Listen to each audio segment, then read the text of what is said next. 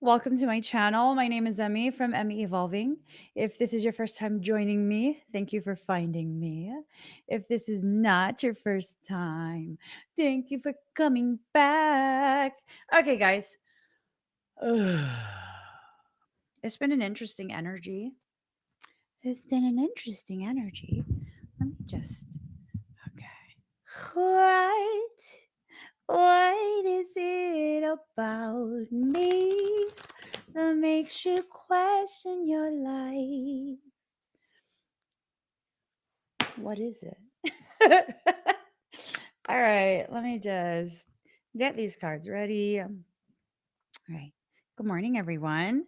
So today is September 23rd. We're still all alive. We are all alive. What did I say earlier? What did I say earlier? We are going to all still be alive on the 23rd. These people, these people who said we wouldn't be here. Okay. I'm going to try and make this quick.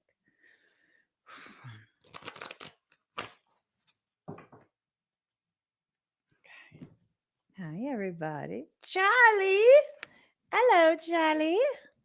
Okay. Oh, there's a lot of cards. Do, do, do, do, do, do, do.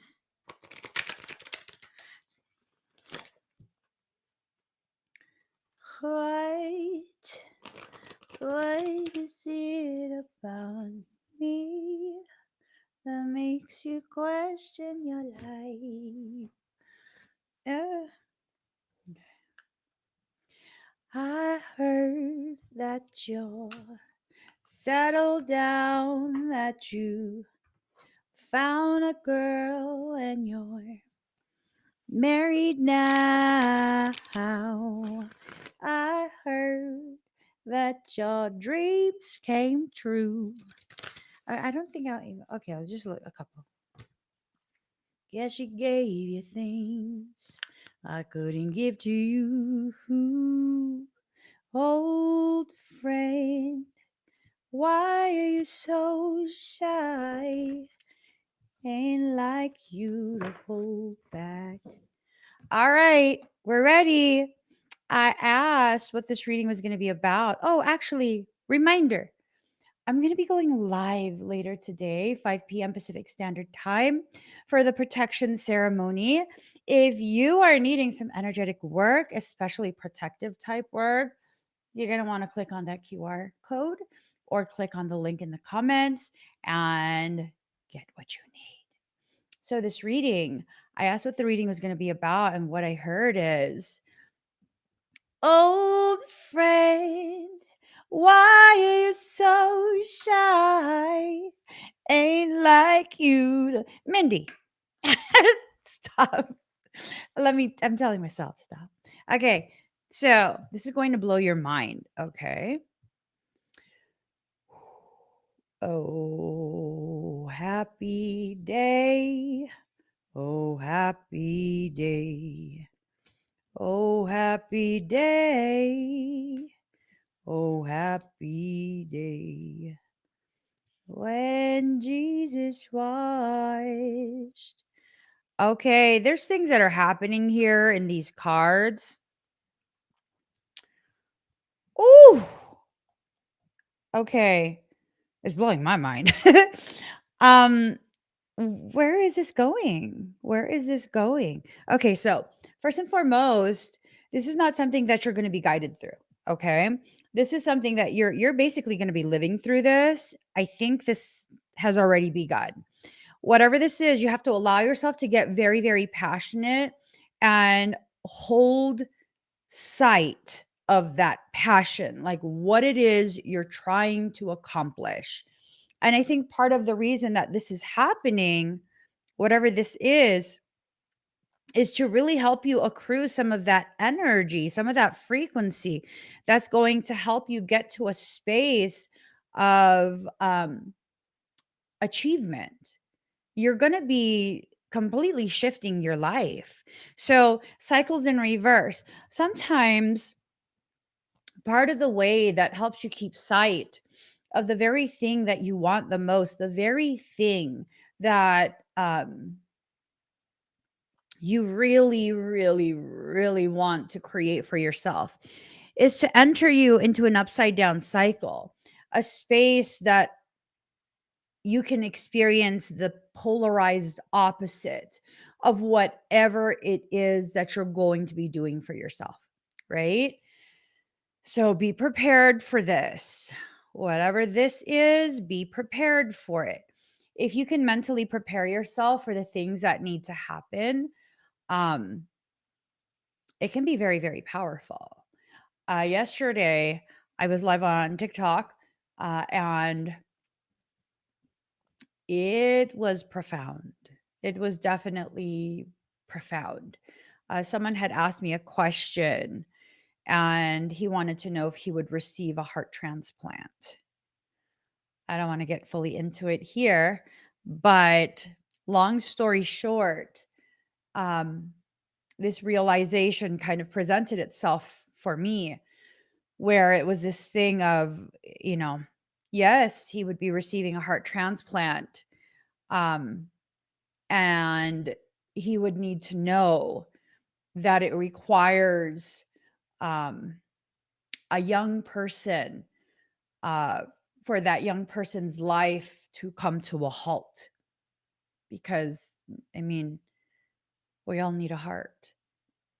And in order for you to receive a heart, someone has to first give up their own, right? And they went in the comments, they went through this process of like um, feeling very low, feeling very sad, feeling very sorry that that's the cost of their life. And it was this thing of realizing you're hearing all of this because it's going to take you an entire year to come to terms with the gravity of the gift you are going to receive. And that it is a gift because in accepting this and allowing to come to fruition, um, yes, human perception, this is extremely sad, this is extremely tragic. Um, but at the end of the day, when you look at things in soul terms, um, it's really a way for this eternal soul to be liberated from a physical body. And in the agreement that was reached on a soul level between these two people, that it allowed for the other person to break free, to return back to a space of at one-ment with soul. And as a thank you, this younger person would be gifting their heart to the viewer I was speaking to. And that in receiving that gift, that viewer then was giving the younger person, the gifter, um, an opportunity to continue existing in new ways, experiencing new things with a different set of eyes, continuing to exist while simultaneously being free. And it's this thing of it's going to take a very long time for that person to really come to terms, really, really, really come to terms at how valuable their existence is. And it's not that the younger person's existence is less and that they are more. It's that they will begin to exist in a unified state in one body, and allowing that tremendous experience to be something that inspires the receiver to go ahead and make their life mean so much, help so many people. I mean, whatever it is that you're going through, you have to make it count for something so beyond profound that even now, hearing this reading, you can't quite comprehend just how profound it is. Make it that profound. Make it that intense. And the viewer went on to apologize for, you know, the intensity of the information because it was affecting a lot of people in the comments. They're moved by it. And it's this thing of being honest and letting them know, like, I've seen you ask that question before. And up until yesterday, I didn't have the courage to answer you because I was aware to a specific degree that it would serve as a mirror for myself. This mirror that I was gifted by finally tapping into the depth of courage it required me to have to answer that question, because I knew it would cause that viewer to give up. I knew they would stop fighting. They would not hold on. It's not yet time. The younger person still has quite a few memories to make. And that viewer was serving as a reflection of a mirror of the part of me that still struggles with what I deserve, what I'm worthy of, the gravity of why I need to continue to exist, whether I understand or not, whether I agree or not. And in that, it's gifting everyone who's witnessing it. Like the ripple effects from the things you experience, the things you accomplish for yourself, it's profound. It is extremely profound. And this is an opportunity for you to be fully present, fully participating in whatever it is you're about to learn.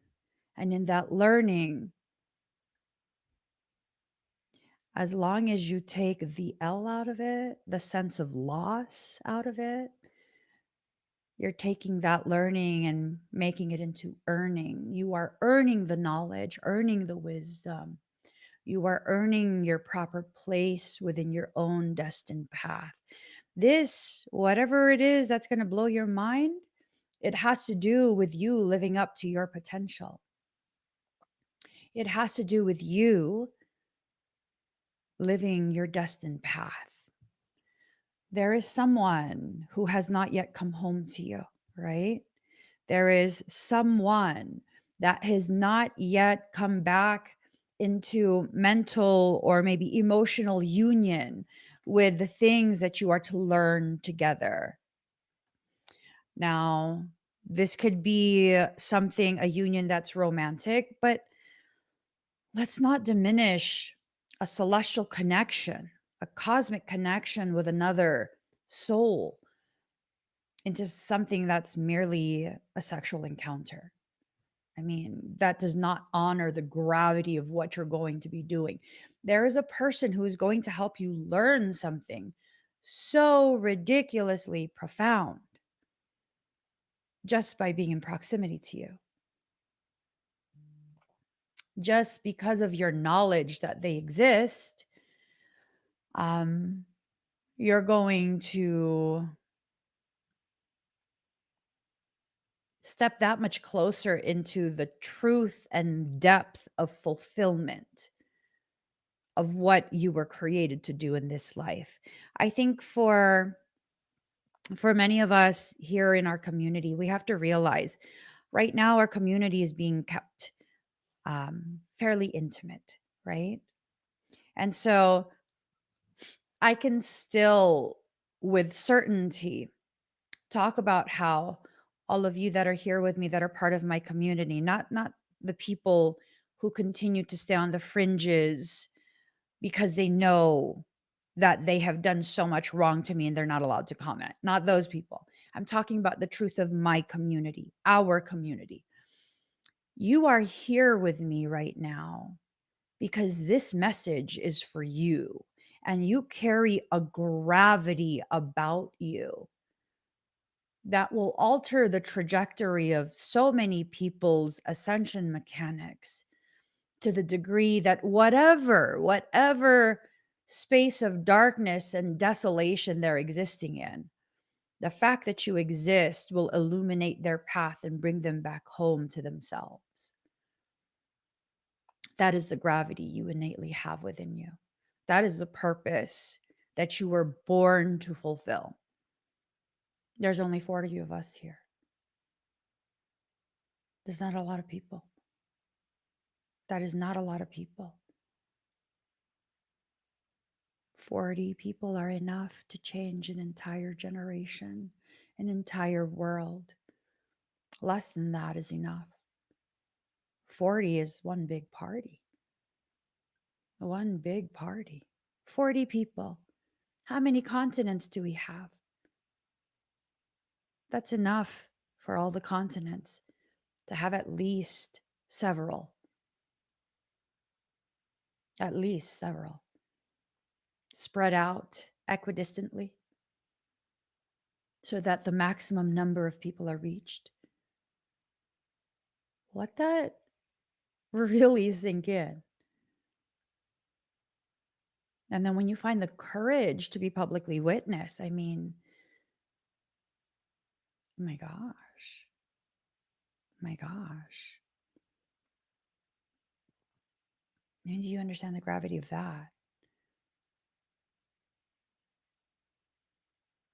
Do you like Michael says to look at my YouTube channel. I don't know what he's plotting, but okay, I'll play along. He says to click on the about. Okay. Ooh. So I have 2,000 videos here on YouTube. And then, okay, 2,384,574 views. Fascinating. Fascinating. Let's say a third of those views were unique individuals. Let's see. Let's do a little bit of math here. 2,384,574 divided by 3. 794,858 people have heard at least a few minutes of me speaking without me having ever met them, having ever left my home. What parts did they hear? I don't know. How did it affect them? I don't know. Who are these people? I don't know. Do I need to know any of that? No.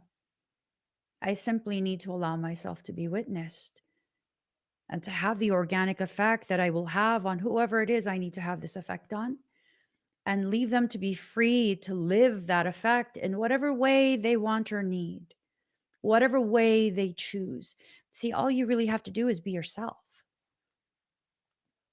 All you really have to do is be yourself and accept that you are enough as you are, where you are right now, the way you are right now. Not after you've reached an aha moment, not after you accomplish this or that you are enough exactly as you are right here, right now, in this moment where you're probably like, it's too early for you. You haven't brushed your hair. You haven't this, you haven't that, all these reasons that you come up with to convince yourself you're not enough.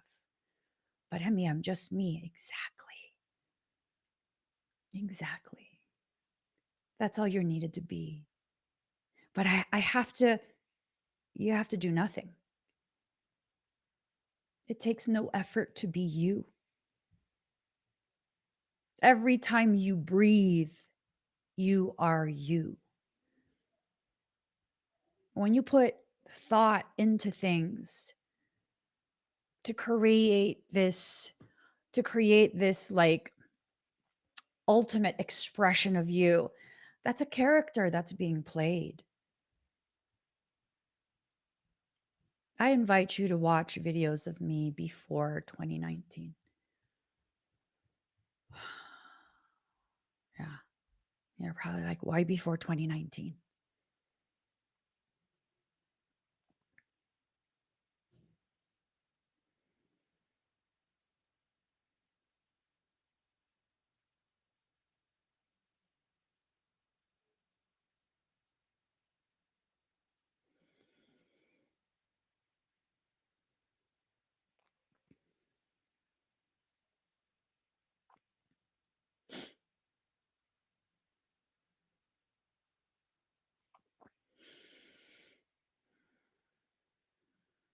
Because that's when my mom died. And all of these ridiculous characters that I would play to appease people, I buried them with her.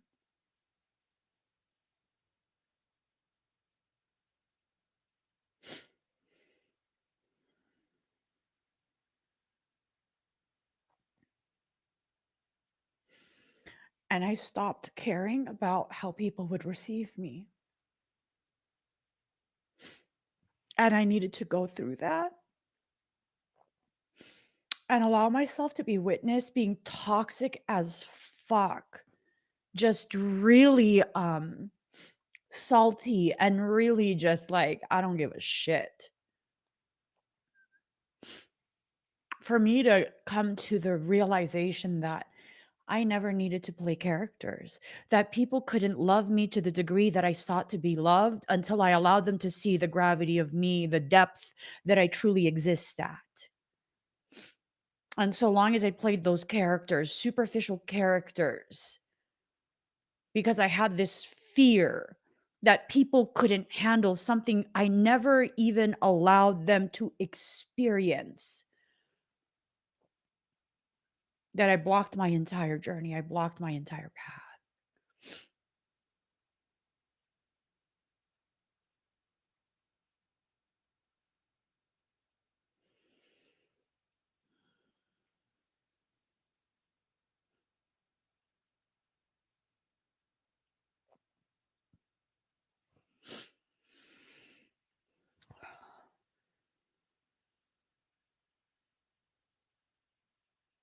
This, this right here. You were a shell of who you have become. You have filled every space within you now.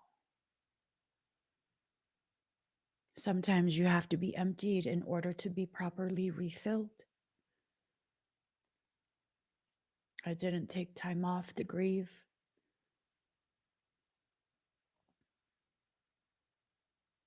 I didn't disappear. Within days of her dying,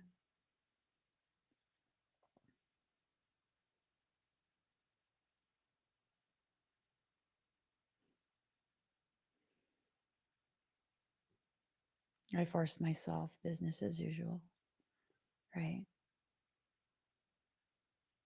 And it wasn't even me forcing myself, it was the reverberations of my mom's voice. Don't be lazy. Don't use me as an excuse. You better get to work. You better keep going, right? And I mean, literally, her nonstop would wake me up like, you need to get up, you need to live stream. Because I'm a medical medium as well as a psychic medium, I could still hear her. Do you grasp the gravity of the difficulties that are involved attempting to grieve someone that you can still hear, see, and feel?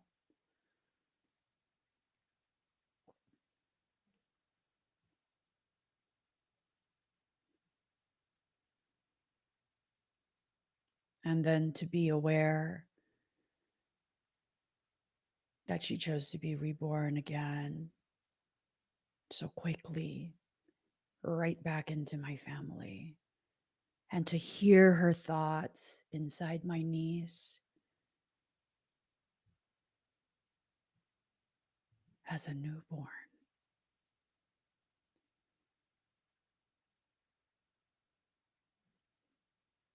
It does something to you. It really does something to you, and whatever it did to me, the parts of me that I let go of, those were the parts that served as caricatures of the courage and the gravity I naturally have, a perception that I have no right hiding from the people who need to witness it. Yeah, it's been 4 years. It's been 4 years.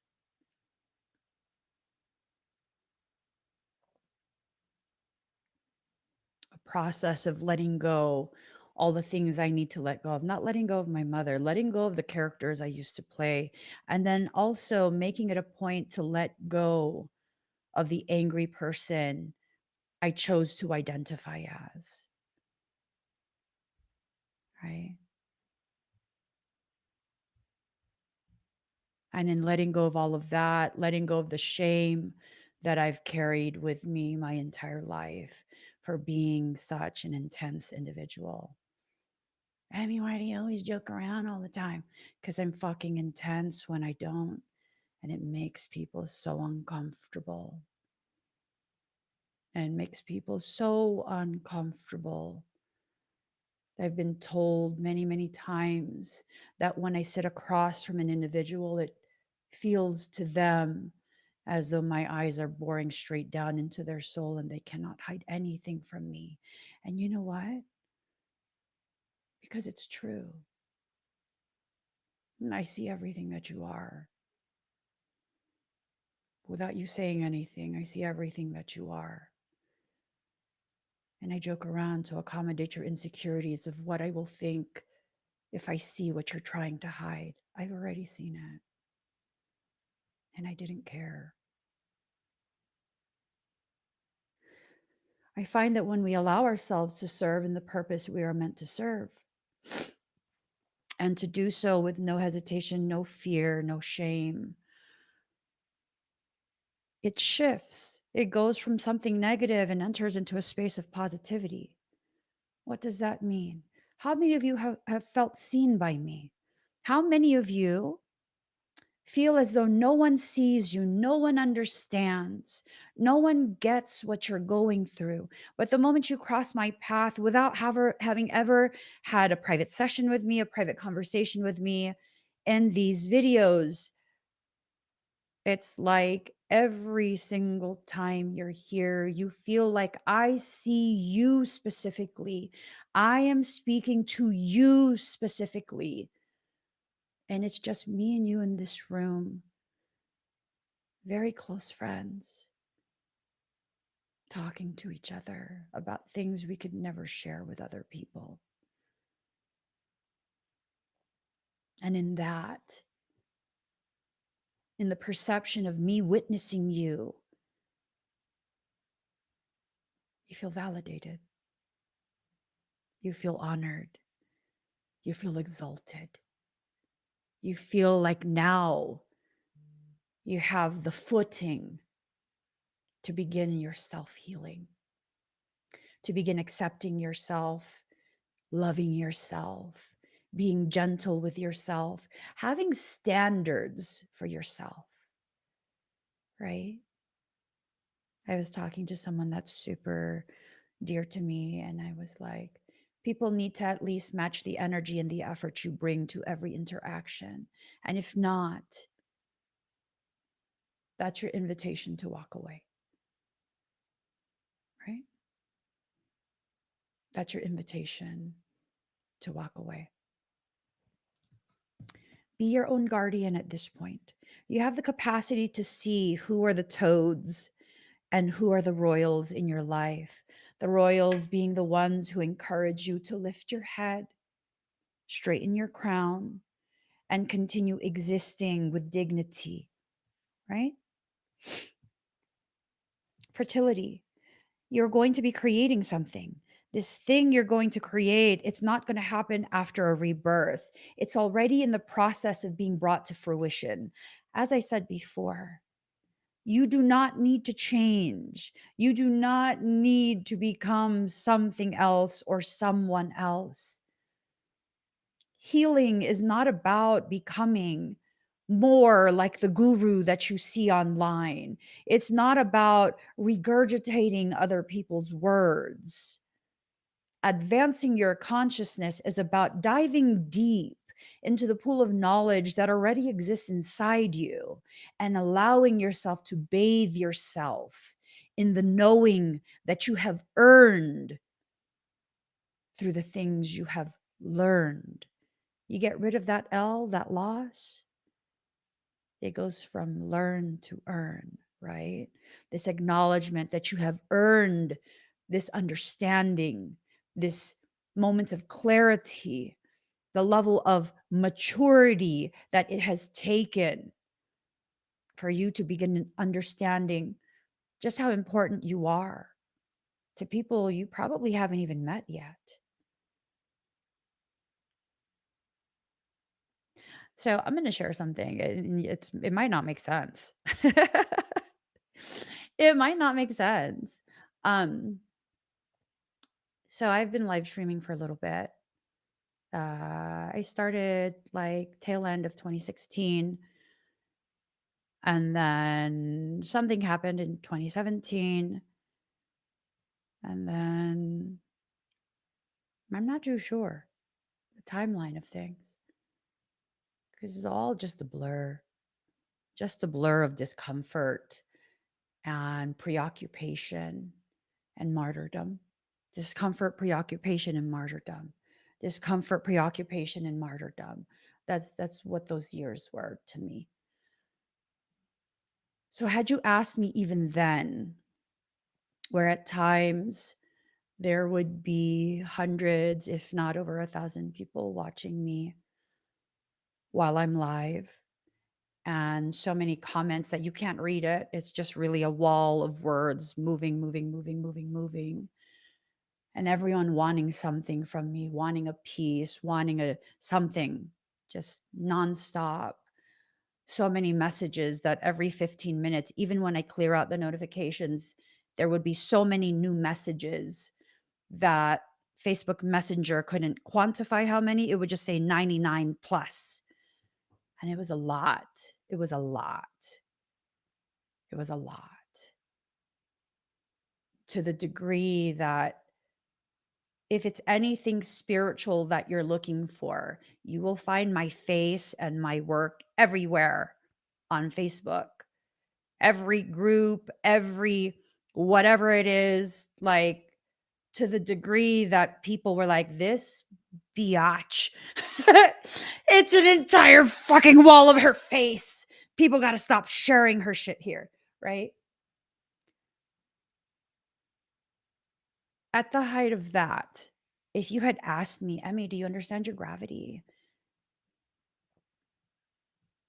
Gravity? What do you mean?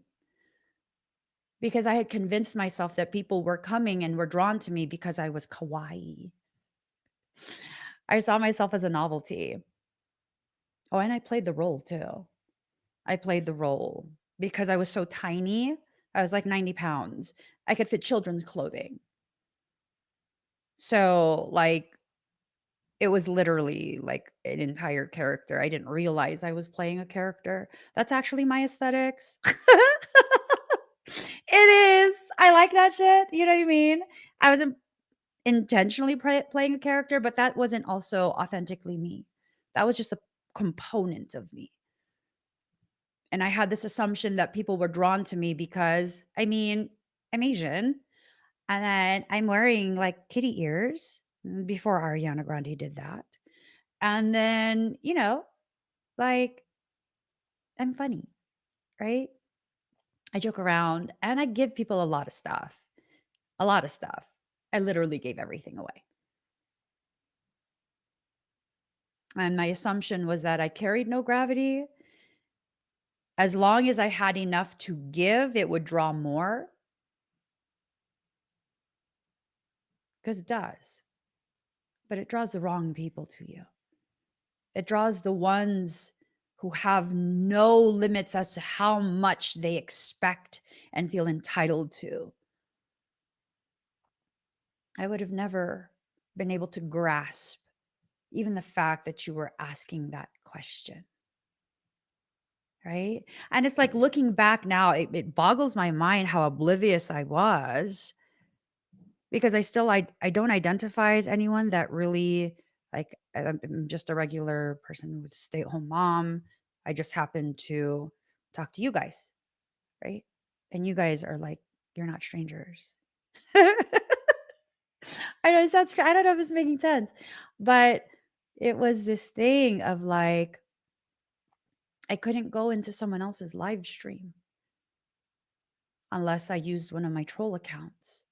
And after a while, people understood which troll accounts were mine, because then the comments would be focused on like, "Hey, Emmy, what are you doing? Hi, how are you? Oh my gosh, I this." It's like, don't have a conversation with me. That's disrespectful to whoever's live streaming right now.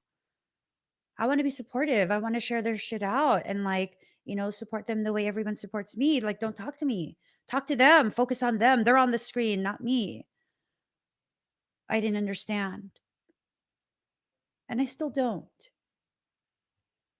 And that's the part of me that I buried with my mother.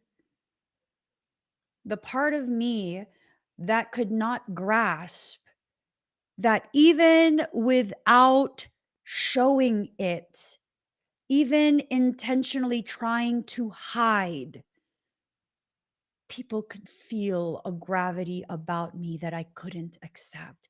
As a matter of fact, I have a video that I saw it this morning before I got out of bed. And wait, what happened? Oh wait, hold on. Let me go ahead and I'm going to share this with you guys because the things that she was saying,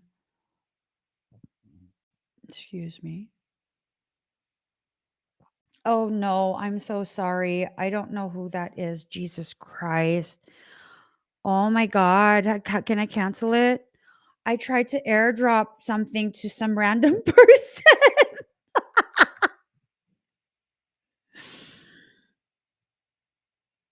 Oh my God. I have to see what my phone is named as. Please don't put Emmy evolving. Please don't be Emmy evolving. Please do not. Okay. Oh. Shit. So much for being incognito.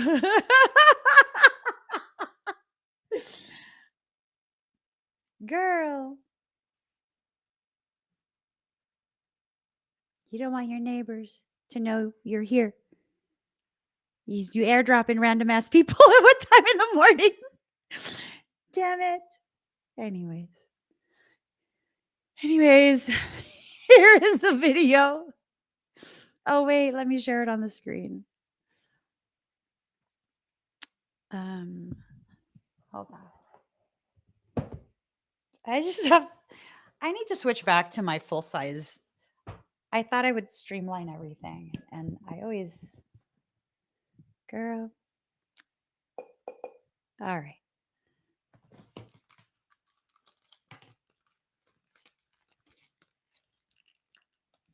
Okay. No one will be more mean to you than someone whose ego you wounded. If you have been blessed to be a karmic mirror, I want to see in the comment, because a lot of people, they don't understand just how painful it is at first to understand that you trigger people. You literally don't even have to do anything, and people are like, oh my gosh, look at her, who does she think she is with her eyebrows and her hair and her shirt?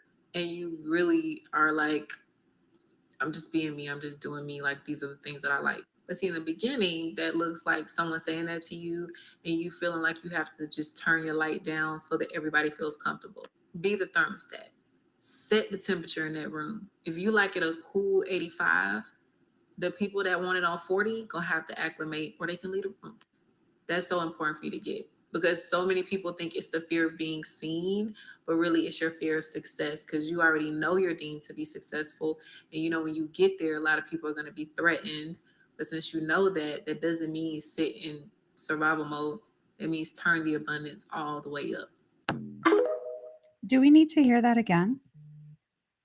Like, do we need to hear that one more time? Were y'all able to hear that well? Hold on. Let me go ahead and play it again.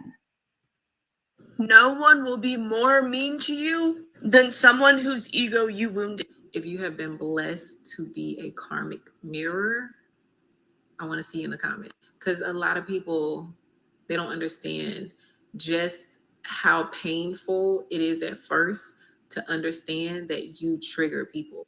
You literally don't even have to do anything, and people are like, "Oh my gosh, look at her! Who does she think she is with her eyebrows and her hair and her shirt?" And you really are like, I'm just being me. I'm just doing me. Like, these are the things that I like. But see, in the beginning, that looks like someone saying that to you and you feeling like you have to just turn your light down so that everybody feels comfortable. Be the thermostat. Set the temperature in that room. If you like it a cool 85, the people that want it on 40 gonna have to acclimate or they can leave the room. That's so important for you to get, because so many people think it's the fear of being seen, but really it's your fear of success, because you already know you're deemed to be successful. And you know, when you get there, a lot of people are going to be threatened. But since you know that, that doesn't mean sit in survival mode. That means turn the abundance all the way up. Yep. Turn the abundance all the way up. Turn it all the way up. And that's what I had to learn while I was busy being a caricature of myself and denying the most profound aspects of me. I was offending people because I existed.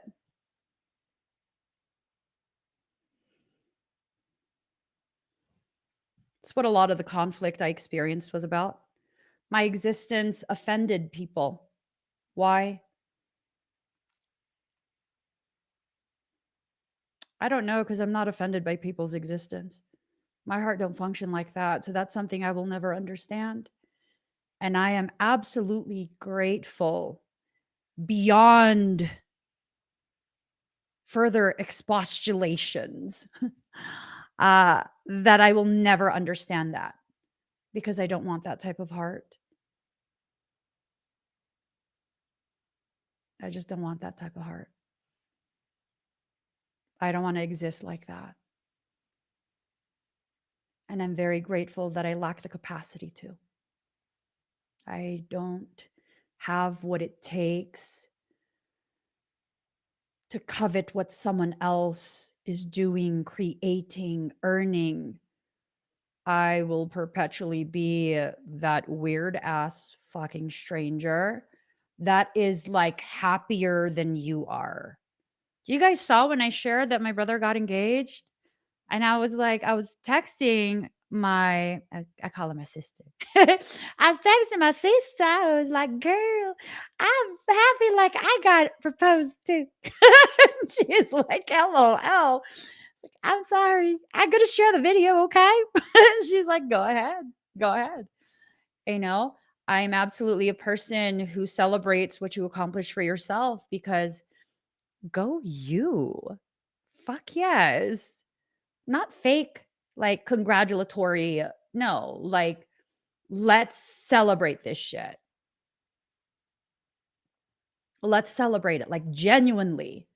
I'm going to celebrate with you like it's happening for me too, because I see that you are an expression of a part of me that's going to accomplish something that I still can't wrap my mind around right now. But I'm going to celebrate you to practice whatever it is that I'm going to need to celebrate for myself.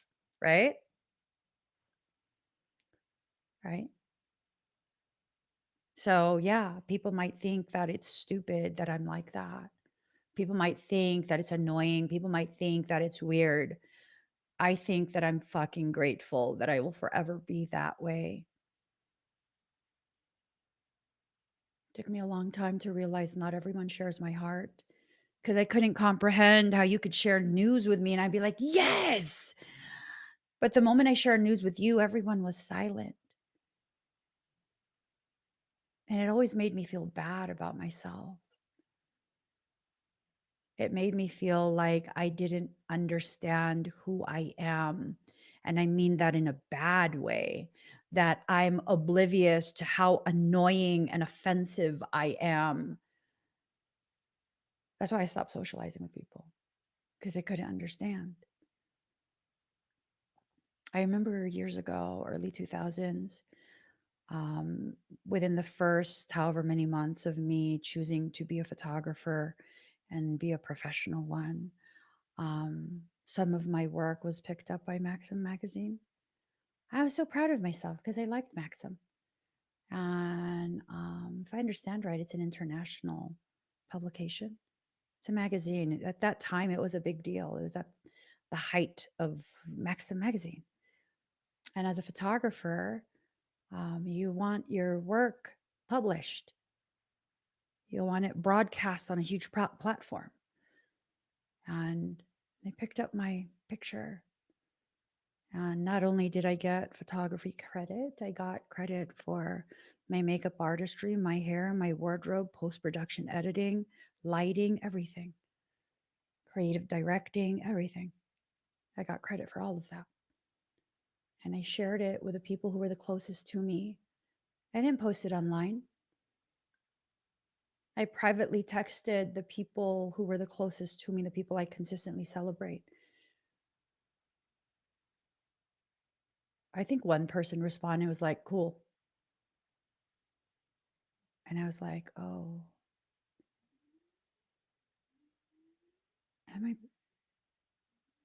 am I celebrating something that, oh, I probably shouldn't have texted anyone. I probably shouldn't have told anyone just because people don't like that. The wrong people don't like that. To date, I haven't spoken about the gravity of the work that I did during that period. I haven't fully disclosed my roster of clients.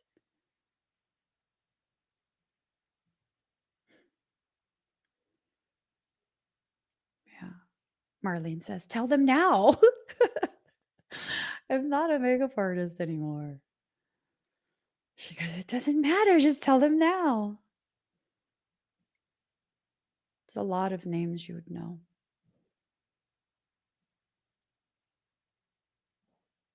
And I gave up on myself. And I disassociated from my talent because no one in my environment was willing to validate me. You see, I didn't know then it's not their job to validate me. I am to validate myself. I didn't approach these clients. I didn't apply to be their makeup artist. They sought me out. Big names.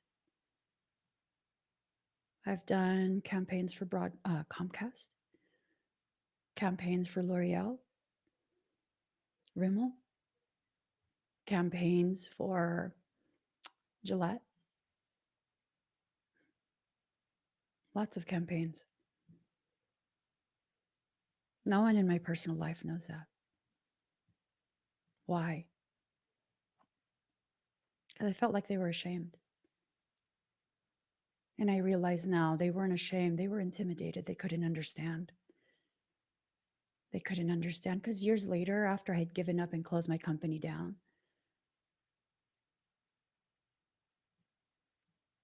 my mom, who'd always told me I was wasting time and wasting my husband's money, right?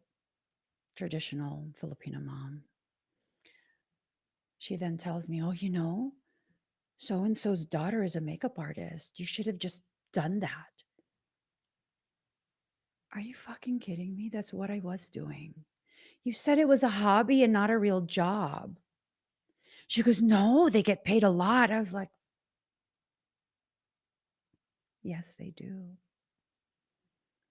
They get paid a lot. You reach the levels that I was reaching, it's lucrative. And I wasn't even at my prime yet. I was just getting started when I gave up on myself. I allowed my fear to be louder than my courage. Don't do that to yourself during this period. It doesn't matter if no one in your environment is willing to celebrate you and what you're accomplishing. Do it anyways. Do it in spite of them. Do it to prove to yourself that they have no idea who you are and what you're capable of. All these people that tried to tear me down over the last couple of years, being publicly visible as Emmy evolving, they had no fucking idea. When I tell you I hid the gravity so well, they had no idea. None. Do you hear the way I speak in a normal way and the way my vernacular shifts when a reflection of my passionate interests is placed before me? If you didn't see yesterday's live stream, you should go check it out. I brought up a guest. His name is Doyen Fraser. Absolutely fangirled. His work just is like, ooh, the degree of accelerated synaptic firing that occurs whenever I am exposed to a highly intelligent, extremely brilliant mind. Mm. Mm, right? Our work carries the same gravity, but we do different things. Tremendous respect for Doyen's work, for his commitment to his work, to his integrity. It's been years, many, many, many years, many, many, many years. And that respect for a mirror of my passion for knowledge and application of applied biospiritual theories, it has not diminished my respect for him. Tremendous respect for that person. Tremendous respect. Like I said, I am someone who can absolutely celebrate whatever you accomplish for yourself. There's no competition, there's no comparison. Hell, I didn't even have any shame saying, like, every once in a great while, like years will go by, and I'll be like, I should Google Doyen. Like a weirdo. I'm totally fangirling right now. I could pick your brain. I could have, but I didn't want to be rude and like keep him on the live. It's not like I had previously arranged to, ensure that the time was respectful of his day and schedule and stuff. Ooh, I'm learning how to socialize.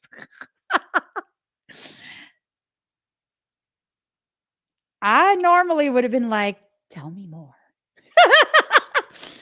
Somatic releases, yes, yes. Tell me more. Yeah, I mean, yeah, no. It's this thing of regardless of how much I accomplish or don't accomplish, that's irrelevant to what someone else can or cannot accomplish within their journey.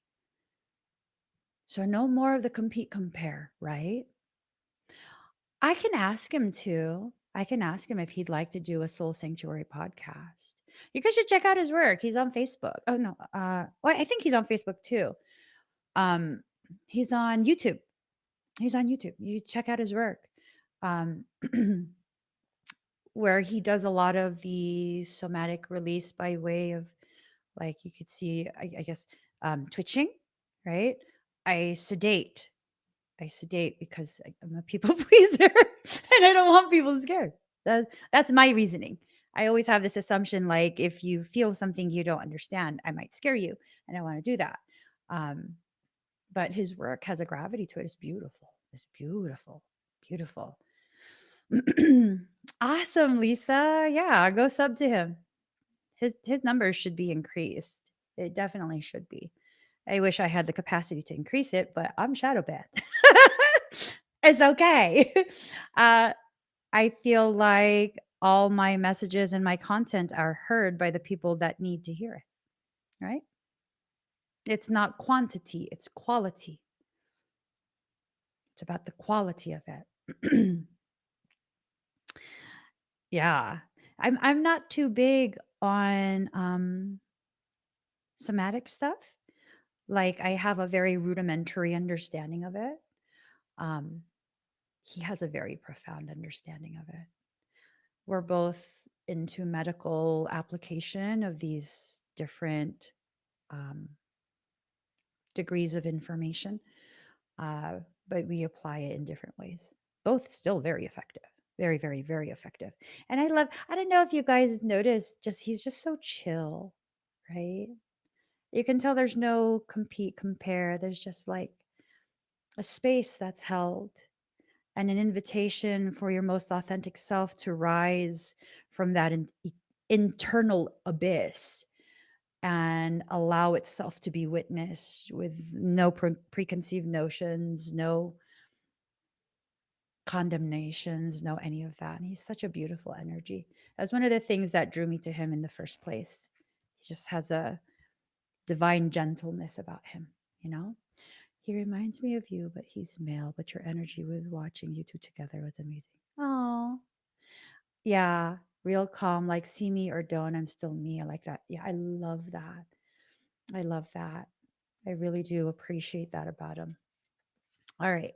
So I'll ask him though. I don't know how to contact him.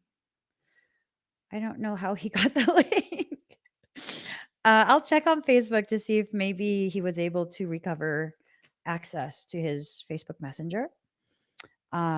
So winter. All of this is happening through winter, right? All of this is going to be accelerating. The environment that you're in is something you have to be very, very mindful of. You have to be cognitive of the ethos you are immersed in. This is the mindset, the perception, the dogma, because with an upside down ethos in your environment, you're going to feel very insecure. Very, very, very insecure, right? Um, Part of the reason Doyen came to mind again just now is because we share a similar ethos, and being exposed to his online presence um way, way back. I think it was like, I don't know, 2013, 2014. Oh no, maybe like 2016, 2015. I think between 2013 and 2016, because it was before I was live streaming and letting anyone know anything about me. I was still pretending. Yeah, I wouldn't comment on anything on anyone's. I would just be like, "Oh my god, your brain." I love intelligence, and I love when people have the courage to share unconventional knowledge, right? I love that. So, adaptability in reverse, you have to work on your adaptability. If you allow yourself to step into a space of being adaptable, where it doesn't have to be the same old, it doesn't have to be only what you're comfortable with, that you could move and flow with the discomfort, with the new environments, new thoughts. Uh, it's going to be really good for you, very healthy. But if you can't, you're going to have one hell of a hard time. You just are, you just are. Adaptability is a massively powerful survival instinct. Being able to consciously choose to integrate into environments that are foreign to you. I was in survival mode most of my life, and it was this thing of um, when I would be aware that I was entering into a heightened survival state, I would then turn on the charm and further hide myself in an environment by just being so nice that no one would see me as a threat. Because again, um, for many people, I exist as a karmic mirror. I trigger people just because I exist. I'm not sorry anymore. I'm not sorry anymore.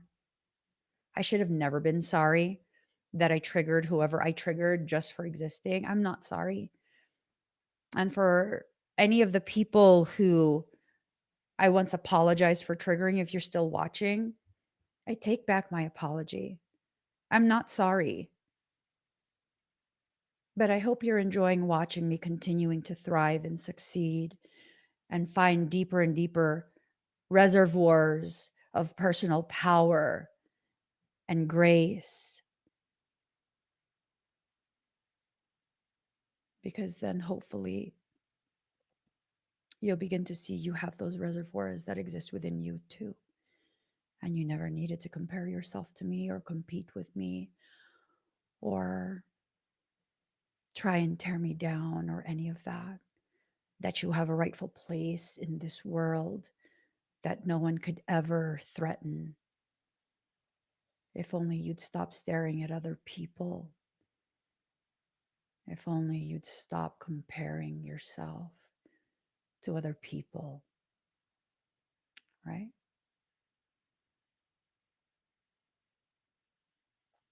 Truth. Truth. You sure you want me to answer that question, Isa? That question of what if someone is dominating you? Are you sure? Because I speak only truth. You're probably not going to like the response that I give. Are you sure you want me to answer that question? Okay. So here's a question. You want me to answer it? What if someone, oh, hi, Saturday sermon. What if someone is trying to dominate you? Why are you letting them? Why are you letting them? This is not about fault. This is about allowing. This is about passive permission by way of intimidation. This is about reclaiming your power. Someone wants to dominate me, I will fucking fight you. It will not end well for you or for both of us. I don't give a fuck. I will fucking fight you. Let's go. You feel the gravity of me meaning it? You feel the gravity of that? Someone tried to dominate me, has been trying for several years, to the degree where I'm receiving death threats, right? Death threats to members of the community, death threats to children, like so many death threats, right? Flaunting that their family has fiduciary stability. I don't give a fuck. Let's be homeless together. I don't give a shit. I'm willing to fucking bankrupt both our families. I don't give a shit. Let's go. Let's waste thousands upon thousands upon thousands of dollars for this legal war. I mean every word. You want to show up to my house? You want to show up to my relatives' houses? You won't get fucked up. You know why? We don't fucking play. I'm from the Bay, motherfucker. I'm from the Bay. We get outlandish up in this bitch. I'm done playing small and demure. You want to try? I will have you rocking yourself in a fetal position in the corner. And I won't feel bad because I let you think for long enough that I'm weak and that I will tolerate shit. Now you're going to see me flex. You're going to see me flex. As a matter of fact, just yesterday, I took it easy and I ended my workout early because I was just ready to get back home. I only did maybe 2/3 of my workout.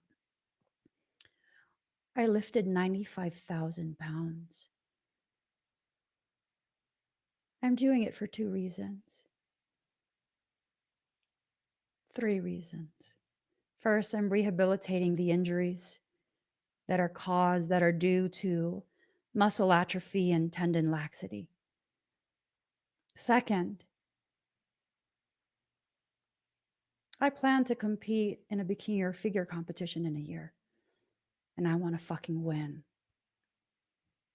I want to be a 45-year-old IFBB pro. I want my pro card in the first competition. I want to blow all the other competitors out of the water in my first competition because I'm not going to do anything half-ass. Third, I'm lifting heavy to work on my grip because I already know how to grapple. You want to dominate me and show up at my house? I'm going to fuck your ass up. The only thing weak about me was my grip. I'm going to choke you the fuck out and I'm going to go ahead and dislocate quite a few joints. I'm going to disable your fucking ass if you show up at my house. You threaten to kill me? I want to see you fucking try. You see the energy that carries? I'm not fucking around. I'm not joking. I'm not joking. I will defend myself. I'm not the aggressor. But you've already stated how many times you want to abduct me and torture me for years. I will fuck your ass up. I know 20 different ways to choke you with your own clothes. The fact that I'm small because I know how to grapple makes it harder for you. You're bigger. I can fit my arm and choke you from the back. No problem. No problem. It's going to be much harder to get me off of you because you can't get a grip. I'm compact and I'm strong as fuck. Show up at my house, see what happens. That's the only appropriate response to someone who is trying to dominate you. You don't give them permission to think that you will accept it. Do you see how my energy shifted? That's how you got to let yourself shift. When you self identify as a victim, people who have the capacity to be predatory in nature will be emboldened. They will be emboldened. Emboldened. So, one of the workouts that I do, it involves increasing the pounds of force that I can generate if I punch your ass in the face. Yeah, I'm not going to go for your face. I'm going to fucking punch you in the larynx. Why? Collapse your airway. You're disabled. You're not going to fuck with me no further. I'll call you an ambulance. I'm not trying to permanently maim you, but I'll punch you in the larynx. Yep. Some of the other exercises I do, oh my God. Do you know I could hip thrust over 500 pounds? Sets of 15. 500 pounds per thrust. You know what that means? If you manage to pin me down, I can thrust you off me, no fucking problem. You know, I could leg lift, leg press over 500 pounds. You know what that means? I'm highly fucking flexible. Let me show you. See this? This is my knee. If I can get it under your chest, I could kick your hips away. That space that I create, you're fucked. Why? Because I know how to fight. I know how to fight. If I can create a space, that's just enough space. And trust me, I'm not going to push you away until I have your clothes properly positioned. I'm going to push you away so I can properly choke you with what you're wearing from underneath you. Because I know how to do that too. It's time for you guys to learn what you need to learn to feel solid within your existence. It really is. It's time. This existence of being demure, you can still pretend you're demure, right? Most people, if I don't say it, they don't know.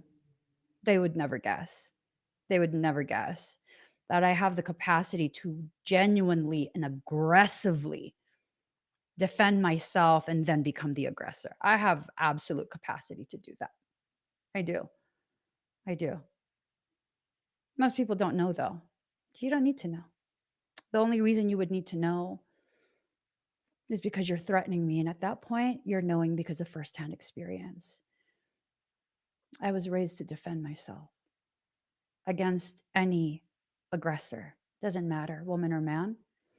Don't matter. It don't matter. You want to dominate me? What, intellectually? Good luck with that. You want to dominate me emotionally? Capricorn moon, baby. Capricorn Venus. I can turn that shit off. It doesn't matter. You're going to hurt my feelings. You're going to hurt your feelings before you hurt my own. So, how is someone going to dominate me?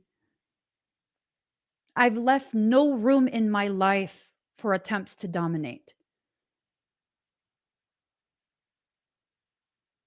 Being new to TikTok, I oftentimes will have people coming in the comments while I'm live streaming trying to dominate the conversation. What do I say? Start your own fucking live stream. You're banned. I don't give a shit. I don't give a shit. Why? Is it because I need to be the top dog? No.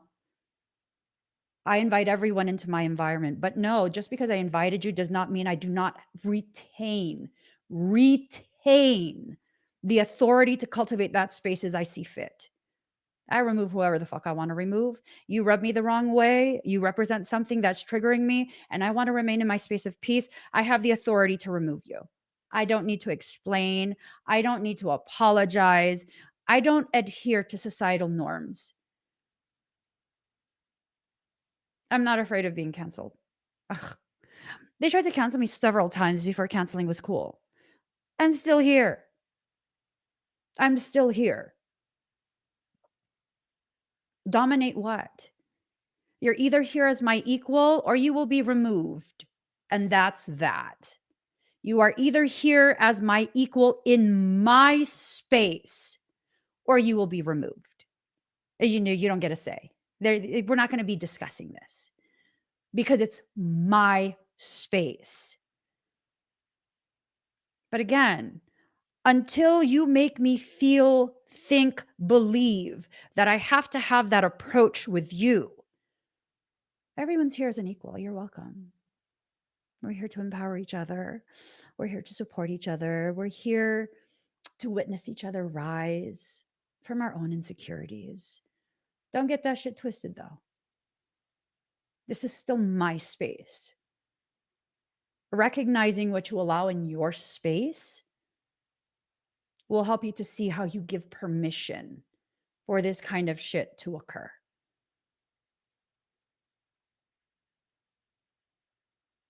you allow other people's perceptions of how they can treat you. No more. You want your life to change, you're going to have to do something different. But they're going to be mad at me. Good, they should be. They should be. That's how you know you're exerting boundaries for boundaryless people. That's how you know you're doing something right. But then they're going to go away. Why do you want them around if all they do is disrespect your dignity? If they try and dominate you? Why do you want them around? And that's the problem. That is the problem.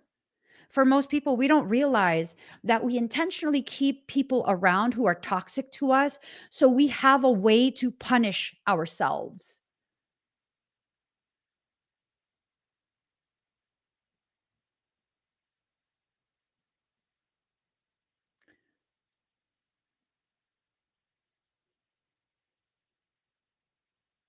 Hold on.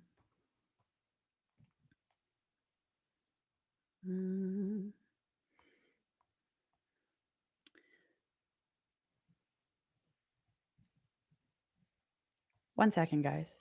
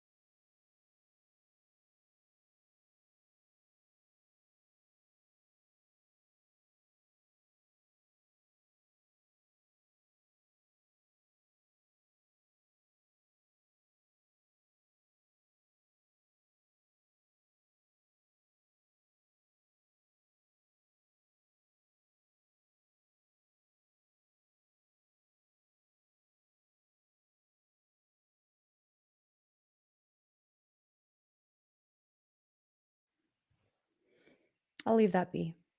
I'll leave that be for now.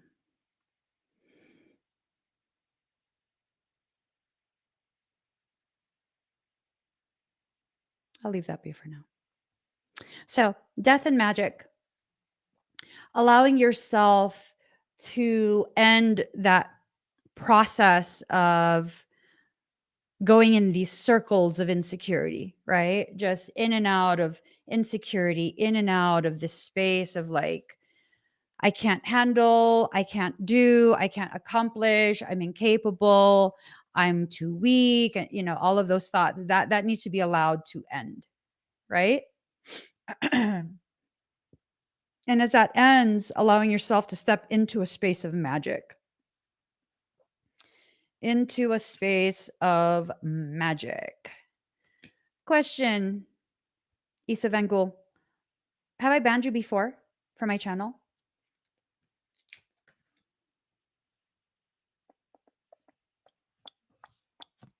So, Earth in reverse. This is a process that goes beyond simply a human experience, right? Goes beyond a human experience. This is something that ties directly into the cultivating of your sense of home, right? Home, Hestia, home. It's feeling very not at home within your space, within your life, because you've decorated your own sacred space with other people's preferences. Other people's preferences is what your identity is now made up of. Unless, of course, you've come to that realization at some point way earlier on, and you have actively been trying to undo a lot of that, right? So, center. This process It's going to be something that takes you from your space of center, takes you from your place of peace. It's going to show you all the things about yourself that you have not been willing to see, to recognize. Core in reverse. Core in reverse. That means you're existing still on a surface level. You're quite possibly afraid to go deeper. That doesn't mean you're weak. Um, it typically means that you've had a lot of conditioning in your environment that has caused you to readily reject the gravity of you, readily reject yourself, right? Productivity in reverse, that self rejection, the self abnegation, that's definitely something that has been greatly affecting you. You know, when I was sharing about how I stopped sharing the things that I had accomplished, I felt bad about myself. I felt bad about who I am, and it sucked. It sucked. It sucked feeling the way that I did towards myself, constantly blaming myself for everything, crippling myself with this unnecessary, unfounded fear of the negative effects I'd have on others. I wasn't negatively affecting others because I literally never start shit with people. That's just not in my character. Like to start shit, like it's not in my character. Um, Dive fully into it after someone has started with me. Yes, that's in my character. Dive fully into it. Yeah, absolutely. Absolutely. With goggles, without goggles, with a breathing apparatus, without one, just depends. That's within the realm of who I am and how I am. You have to see who you are and how you are so that you can stop blaming yourself for everything and affecting your own productivity. It's time for you to create something ridiculously profound for yourself, ridiculously powerful for yourself, okay? You have to use a level of discernment that you haven't tapped into yet.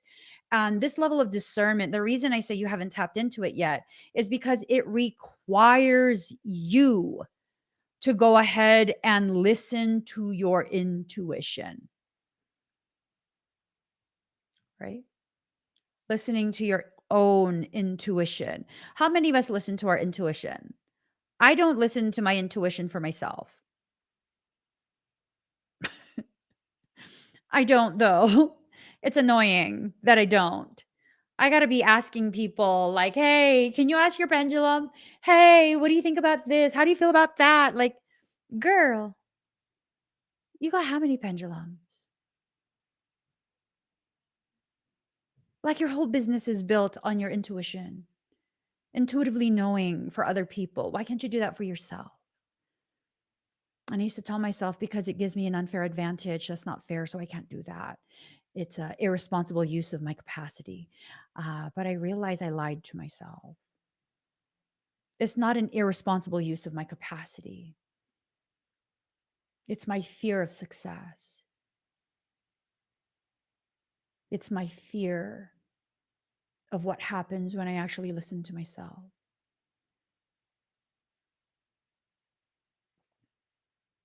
Only good things happen when I listen to my intuition.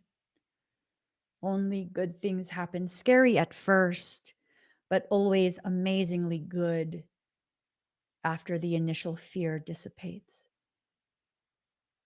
right? For example, my business is strictly a social media based business. I don't run ads, I don't do anything like that. It requires me having a regular presence online through posts, live streams, whatever it is. So people will be aware of the services that I offer, right? Okay.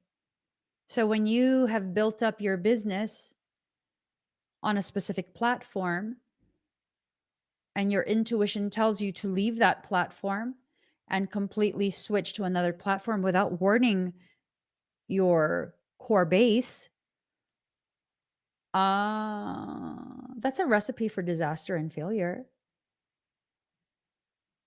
You don't just do that. You don't just disappear and suddenly pop up on a different platform. You don't do that. That's how you sabotage your business. But see, here's the thing, and it was a very scary decision to make. It was a very, very scary decision to make, but I made the decision because my intuition told me it was time. Just leave it. Leave that. Don't explain anything. Don't give the people who are hell bent on punishing you for your existence the opportunity to prepare a campaign to destroy your efforts on a different platform. Right? At least that's what Soul told me. And of course, I don't have an aversion to self-sabotage. I'm Piscean. Pisceans have a tendency to be absolutely okay with being a martyr, be absolutely okay with having all of their things get messed up just as long as everyone else is okay, right? Pisceans, stop it. Stop it. So I did it. And look now. Have an amazing community. I have an amazing community in such a safe and sacred space, a space that all of you hold for me without me even asking you to, a space so sacred and safe that it gives me the opportunity to begin processing life's traumas. A lot of the profound perceptions that are developed as the live stream continues often comes from realizations regarding previous traumas I've experienced earlier in this life, traumas that I didn't have the courage, the capacity, or the space to safely process prior to the arrival of all of you. Like, let the gravity of your place in my journey really sink into your head, into your heart. Like, just let that. Let it just percolate. The realization, right? Just really understand the gravity that you carry that you don't even realize you carry. Do you know what that gravity is? Are you aware that you do for me, by simply being present, what you feel I do for you because you're present? Wow. When you enter into an environment that's of an equal exchange, it doesn't take effort. It doesn't feel like you're giving too much. It doesn't feel like you're being depleted. It feels like you give so much to me. I want to take care of you too.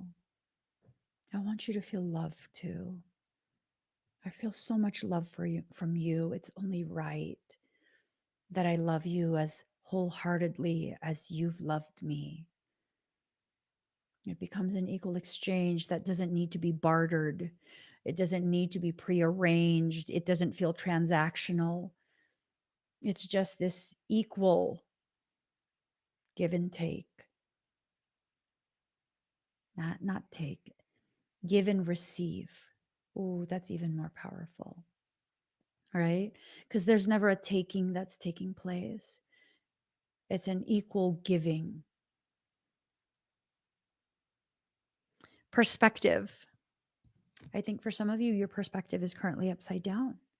For some of you, the way you see the things that are happening, it's skewed, probably by the recordings that still play in your mind. Recordings from the mean things that people have said to tear you down, to make you feel less than. There is a motion that's occurring in life. And this motion is washing away the things that don't belong around you anymore. You have to let it clear all that out. Repetition, rinse and repeat until the water runs clear, rinse and repeat, right? And once all that muck from the emotional distortions that have been unnaturally inserted into your field about yourself is cleared away, you'll return back to your natural state of brilliance. Brilliance, right? This brilliance that you have, the way you shine, the warmth of your light, really allowing all of that to come through. Dream a beautiful dream. So this is snitching you out. It's telling me that you are still in a mindset that everyone else, everyone outside of you, except you, has a capacity to dream a beautiful dream and they deserve their dreams coming true. You, on the other hand, for some reason, you don't. Are you serious right now? You're about to upset me. Are you serious right now? Are you serious? It's just you. It's just you. Oh, Marlene is really upsetting me. As I was like, "Are you serious? You're about to upset me." I was told to pull a card from the stack that I had already set aside to pull from, and then this card came up. Power of attraction in reverse, right? And then Marlene is talking about how some people she winked at me. Some people feel like you have grace in your heart for everyone but them. I mean, short of Swiss Satan over in Switzerland, Swiss Satan and Kayla. I haven't forgotten what you've done, Kayla. I'm laughing now. One of these days I won't laugh when I say that. Okay. Except for those two people. I have grace for everyone in my heart. Like I can understand when, I kind of just need to not feel negative towards someone because of something they said or did, right?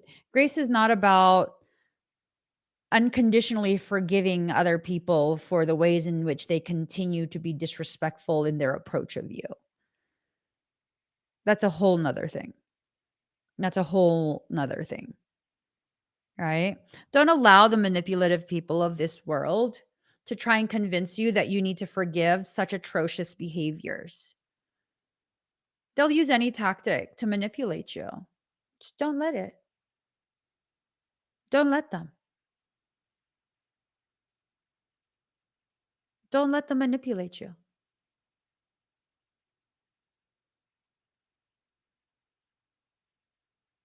Never forget what someone was willing to force you to endure. Never forget that. Don't keep living there. There's no point in that. But never forget that either. The moment someone shows me that they have the capacity and the willingness to be a causation for my suffering just because, yeah, no. No, no, no, no, no, no. No, no, no, no, no, no, no, no. The moment you feel unsafe for my heart, my spirit, no, I will not convince myself that I was tripping. You're now categorized as unsafe for me. I will not trust you. You will not have the honor of the types of interactions we used to have before you showed me your actual face. Um, I'm sure you're a good person and you're a nice person, just not towards me, just not for me. And that's okay for me to know that and move accordingly, right? Just like it is okay for you to know that and also move accordingly. Allowing yourself to really just tap into your intuition. Okay. Spirals of manifestation. You are at the center, the epicenter of every single circumstance that you experience for yourself. You are at the very center of it. So, if you can go ahead and create spirals and ripples of manifestation for something that's a negative experience, that means you also have the power to do it for a positive experience, right? It's just a matter of shifting what you want to manifest. Card number 1, after the storm, allowing yourself to recognize the storm is not a bad thing. It cleanses the landscape of your mind. It cleanses your perceptions of what you deserve. It cleanses it cleanses everything. It cleanses everything. It just does. It cleanses everything, right? There is this little boy who is very, very special. He comes from the Christic band of consciousness. And I remember he shared with his family that, because he almost died, he was hospitalized for a long time. And he remembers, I worked with his family, and he remembers. I had told his grandma when he was still in a coma that, don't worry, he's not hurting. He's detached from the physical sensations of all the different procedures. You know, he's very calm, very protected, very happy. And as a matter of fact, he's one of the few that just lays like a newborn baby in the lap of God. He's being held by God itself. And then a time later, after he regained consciousness and began regaining the ability to speak, because he was very young when all of this happened, he shared that he loves the rain because it smells like God. The smell of rain smells like God. Imagine droplets of God coming to cleanse your thoughts and your life in the form of a storm, complete with a light show. Could you imagine that? The beauty of shifting your perception to that in terms of life's storms. It is God coming to you and cleansing you of whatever needs to be cleansed. That's a very beautiful thing, right? After the storm, you're always renewed with a different perspective, a different take on life. And that's something you need to allow rather than begrudging the storm because of the inconvenience, because of the sogginess, because of whatever it is. Really just allowing yourself, letting yourself be the very thing you need to be, getting out of your own way, right? Getting out of your own way. Tears feel like an internal storm. That's beautiful. For me, tears feel like a release from the monsoon that exists inside me. It doesn't remind me of the internal chaos and inclement weather I exist within. You're right. It instead reminds me that I have the capacity to let go at least enough to be able to process and survive the moment, that I'm allowed to breathe even as a storm rages on inside me. I think it's important for us to know, especially the Pisceans, being one of you, having so much water in my chart. You don't cry to solve problems. We never did. You know, these people that think like, oh, why are you crying? You're not going to solve your problem by crying. First off, Fuck you to people who say that shit to sensitive souls. A hearty fuck you. Secondly, what the fuck in your limited existence made you think we were trying to solve problems by crying? We are releasing just enough to remain productive, to remain in a space of grace for those who, quite frankly, quite honestly, were never worthy of the grace of a water sign to begin with. Just saying. I'm just saying. Right? Don't apologize for your tears. You're right, Mindy. Don't apologize for your tears. No. No, no, no, no, no. Nope. Allow yourself to instead recognize when you are in environments that lack conscious connections. Many environments lack a conscious connection. They're not always downright obviously toxic, right? Sometimes it's something that will take you years to realize, like, oh, this is toxic. There's just something.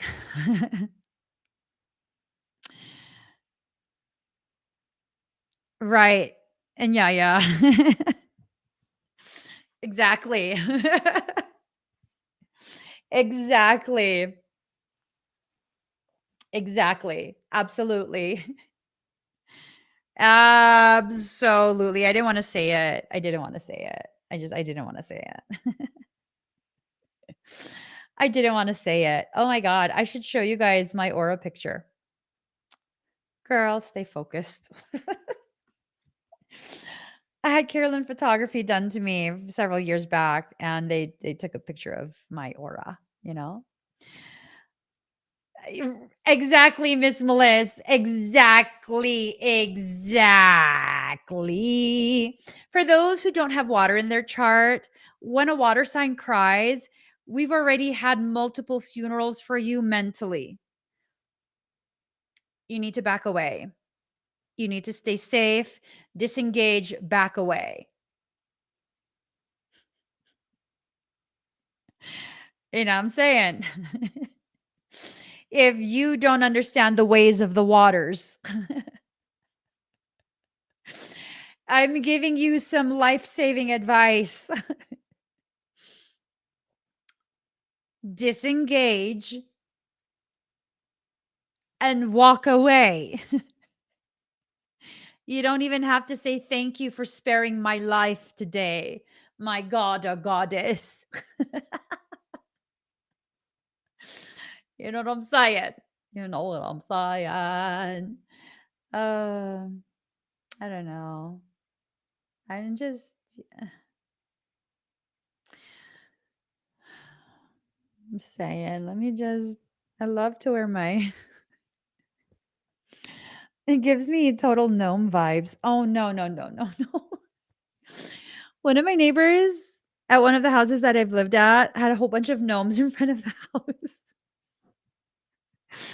Oh my god, I found this information out recently. Oh my god.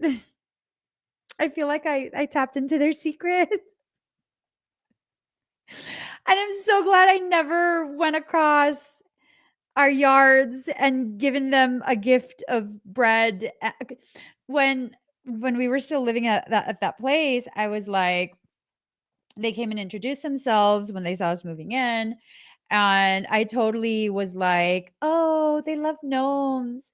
I should totally get a little gnome and give it to them as like a little gift. Thank you for being a nice neighbor, all friendly and stuff. And then like pair it with some SWS bread. Well, at that point, it wasn't SWS bread. The paleo breads that I make. Yeah. So, and then like my husband's like, no, don't do that. And I was like, ew, you're just mean. He goes, no, just don't do that. Then they're gonna be all up in our business and stuff. And just don't do that. Besides, we don't really stay at a place long enough. And so I never did. I never bought the gnome. I never gave them bread. I found out the other day, like literally the other day, that not only are upside down pineapples a symbol for swingers, gnomes are too. Garden gnomes. Jesus loves me. Oh, yes, he does. Jesus loves me. Garden gnomes, he does. So now, I don't know. I heard it from somebody and I was just like, "Oh, I was going to buy an old neighbor some gnomes." Yeah, no, then they really would have been knocking on the door all the time. Wait, let me look it up for validity. Hold on. Accuracy and validity. Garden gnomes used to indicate swinger lifestyle.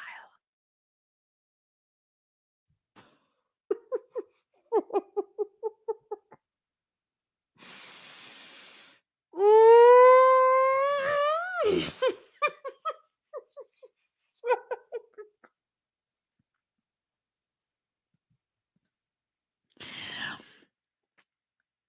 These are posts from like 2017. They may look sweet and innocent, but it turns out garden gnomes are a likely indicator that the resident is into swinging. Holy shit.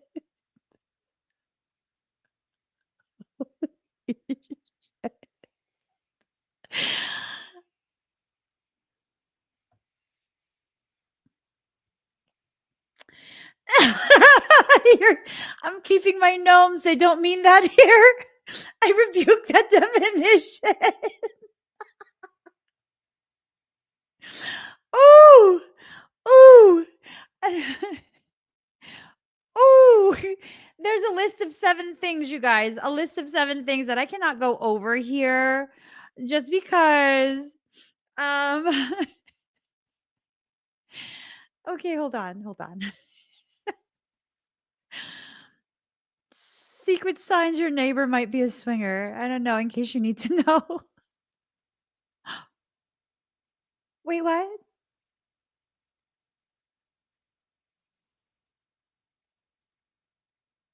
Exotic plants? Oh my god.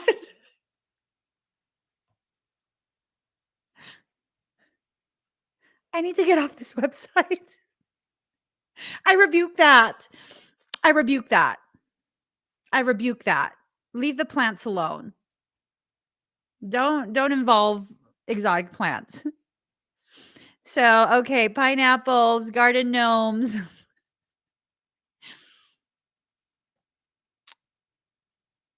Okay. Pampas grass. White landscaping rocks. Fuck. Oh my god, all of my indoor potted plants have white rocks at the top of the soil. Holy shit. It's just my aesthetics, white and gold, with natural textures and fabrics. Y'all are ruining life for me. You're ruining life for me. You're ruining my aesthetics. Pink flamingos. Oh, shit. 5-pointed stars. Good God. Good God. Good God. All of my plants have white stones. They have white stones at the top of the soil to protect them from fungus gnats. I'm not a swinger. I don't even balance well. Can't fucking swing. I can barely stand safely or sit properly. I'm not a swinger. I'm not. This is crazy shit. I'm not a deviant in that manner. I'm not. I feel like I have to change the rocks on my plants. A brown rock safe. Brown ones. I don't want to know anymore. I don't want to know anymore. I don't want to look it up. I don't want to look it up. Trust yourself. I trust that if I look up more, it's going to be messed up for the rest of the day. No, demons. Do not encourage me to look up information. I tell you guys, information is the only way to properly breach me without my knowledge. I'm feeling just some kind of way right now. I'm feeling some kind of way. You know what? I'm just going to read the last two cards. I want to get off this live stream. Oh, okay. Okay. Thank you, Kitty Claw. I love you. I mean it. I love you. You absolutely saved me from a whole fucked up mental experience for the next couple hours. Kitty Claw says, I don't know anyone in the lifestyle who's used any of these. Don't worry. Okay, because I really love the white planter with the white rocks on top and then the greenery overflowing the sides. And then like these,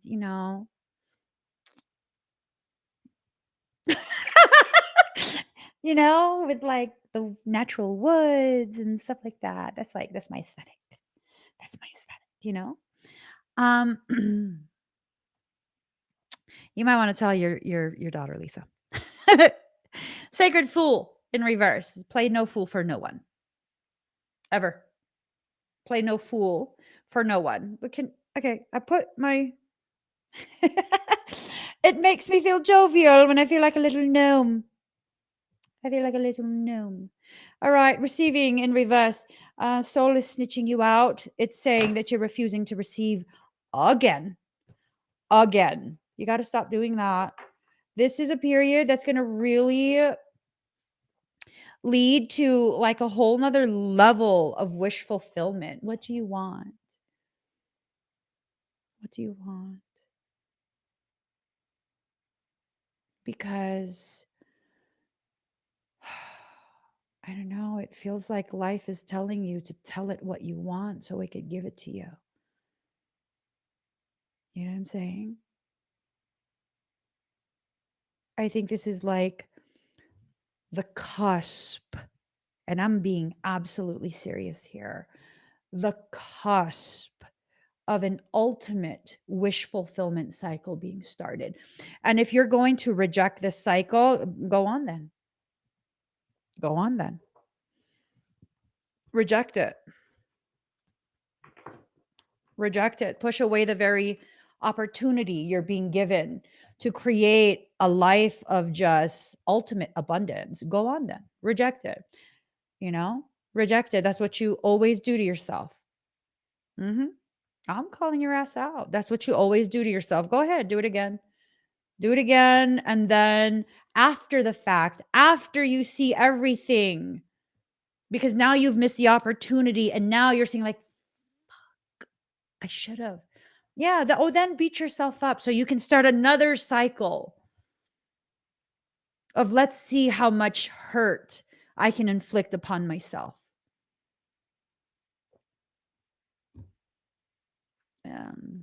You do that, I'm going to be so disappointed in you. That's like,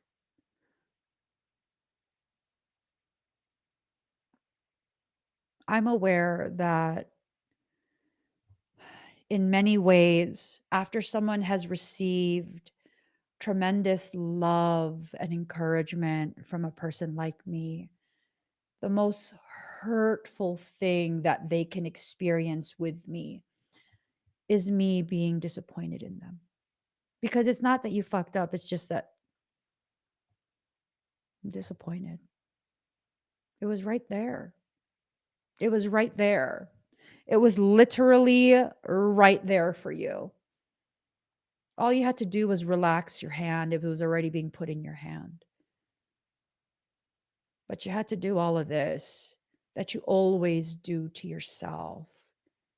It was never Good things never happen for me. They only ever happen for other people. It's always been you never let anything good happen for yourself. And I can say this to you because this is the same cycles that I have been in for years. And this time around, no, soul, give me all of it. Give me all of it. Give me all the goodness. Give me all of it. Give me all of the success. Give me all of whatever recognition you think I need. It makes me uncomfortable as fuck, but I don't care. Give me all of it. Let me live through that so I can finally overcome my aversion to success, to recognition. I want to heal those parts of me that continue to cause me to believe that I don't deserve the very thing you keep trying to give me my entire life at this point. Ooh. Oh, Marlene. She says, my vision of this stage, or I'm supposed to speak someday, that vision,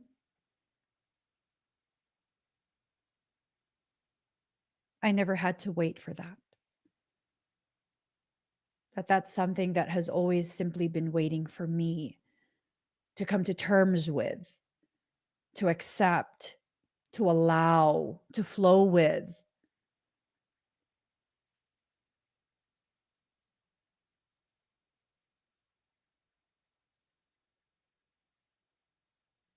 Well, that's true, Lisa. That's true. I feel that in my heart so deeply. Somebody once said to me, I don't care if you ever get mad at me, but please don't ever be disappointed in me. I asked why, and he said, you'll get over being mad, but never disappointed. It's true. There was someone that I have loved so deeply since they were still in their mother's belly. They're an adult now, and I have overlooked everything, every transgression, every slip up, everything.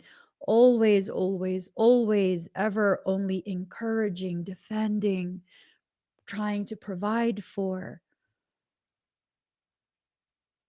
And not too long ago,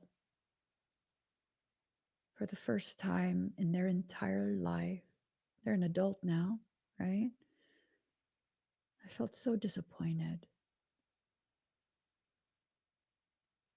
And I think I forever will be. I can never go back to seeing them in the way that I did for their entire life. I can never go back to that. As much as I'd like to, I can never go back to that. I came to that realization the other day. And I know I can never go back to that because I saw them in such a way that it was like they are a child of my own womb. I couldn't love them any more deeply had I birthed them myself. And when I felt that sadness of like, I can never see you like that again, I was about to start crying because of the gravity of the realization. And I was like, but you're not my kid. So it is what it is. And the realization of the shift in my response, it confirmed I can never go back to that. There's certain things that you can do to a highly sensitive empath, and they can be horrendous things, and we'll find ways to overcome it. We'll find ways to forgive. We'll find ways to continue to share space with you and not hold it against you. But there's certain things, very specific things, that once an empath, especially the highly sensitive ones, once they experience that coming from you, they will never forget. They will never overcome. They will never trust you again. You will never return back to the pedestal they had erected for you. And all is as it should be. All is as it should be.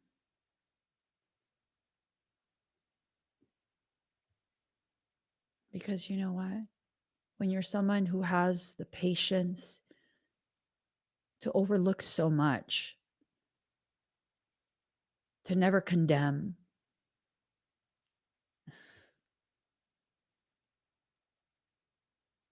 it takes a lot to lose that for someone. We will never hold you in the same way. You'll be lucky if we hold you at all. You're absolutely right, Blissful. Like for me, my degree of sensitivity, I'm incapable of holding you ever again. I will always keep you at an arm's length, if not further. And even at an arm's length, I will feel very unsafe around you. And considering the fact that your degree of empathy is calibrated to the degree of danger, consistent sense of danger that you experience in early childhood, anyone who makes me feel unsafe, you'll never have another chance. I will not give you another opportunity to finish what you failed to do the first time around. No. I'm willing to miss out on whatever potentialities. I'm willing. I will never again. Never. Never. And that includes the people who just stand around and allow others to harm you as though nothing is wrong with it. And it doesn't even matter to me that they're having a trauma response as well. They're in the freeze or fawn state. It doesn't matter to me. If you can't see that I deserve to be protected when I need it the most, when I'm at my most vulnerable, I don't need someone like you in my life. I just don't.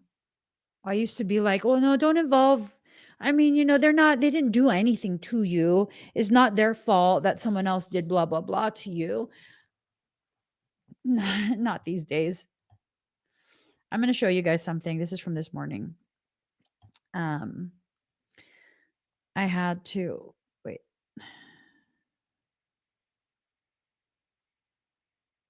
Okay.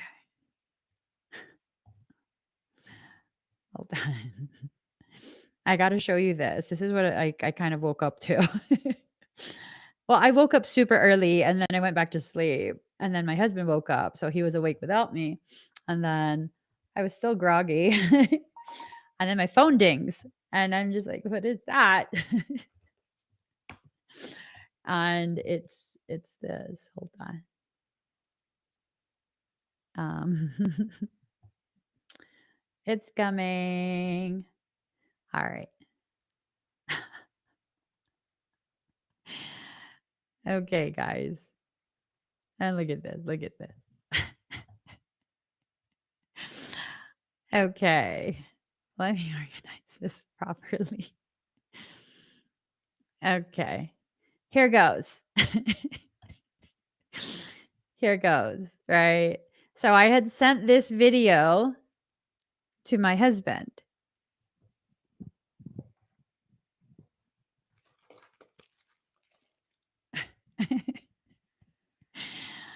All right. I want to know how well your partner or best friend knows you. Ask them this question. Someone told you they saw me arguing with a stranger on the street. What would you immediately assume that I was arguing with them about? So if y'all saw me arguing with someone on the street, okay, here's the question. Hold on.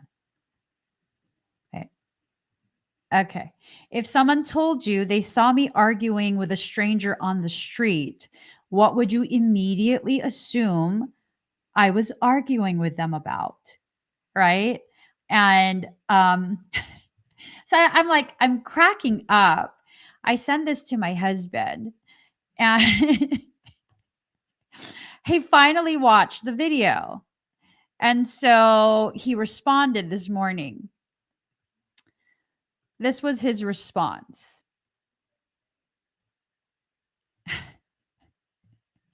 Hold on. What do you guys think his response was, first and foremost? Just take a guess. Take a good guess, okay? And then I'm going to show you what his response was. He says, if you arguing with someone, then that person pissed you off and I'm fucking someone up. And I'm cracking up. I'm like, that's why I love you. And he goes, if you pissed, I'm pissed. He don't even give a shit what I'm arguing about. He doesn't. He doesn't care. He's like, I'm fucking him up. And the only appropriate response to that is this. This right here. Hold on.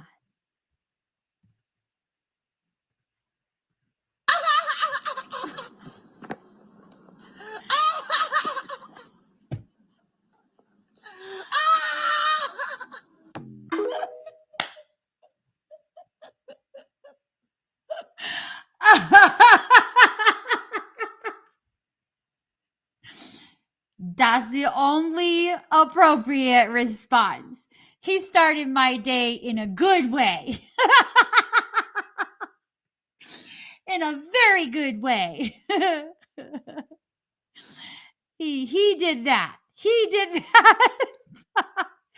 He goes, I don't give a shit why you're arguing. I'm pissed. If you're pissed. Good job, Daddy. Good job. Oh my God. I'm saying, you guys need to really begin cultivating your space. All seriousness now. If you allow yourself to cultivate your space, you'll begin to really recognize the ways in which it's really you that's had the power all along. It is really you. Okay? You need to allow yourself. Just allow yourself to be exactly who you are, knowing your response to things as you begin to heal your fear and your hesitation. You'll begin to really just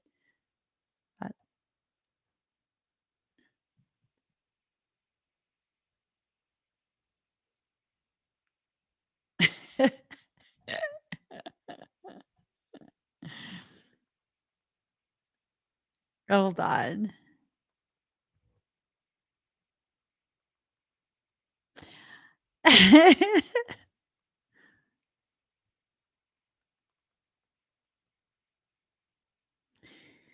Hold on.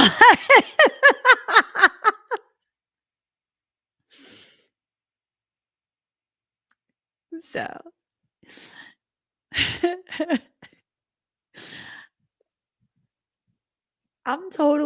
I'm like, if I got you, boo, I got you. People do wrong to you, I'm not good with them anymore. Not just to show you my loyalty, but like realistically, if they can do that to you, I mean, I'm really not that special and irreplaceable to the degree that they would never do it to me. They do it to other people, but they'd never do it to me. Please. When someone has a capacity to be able to do fucked up shit to others, they'll do it to you too. It's only a matter of time.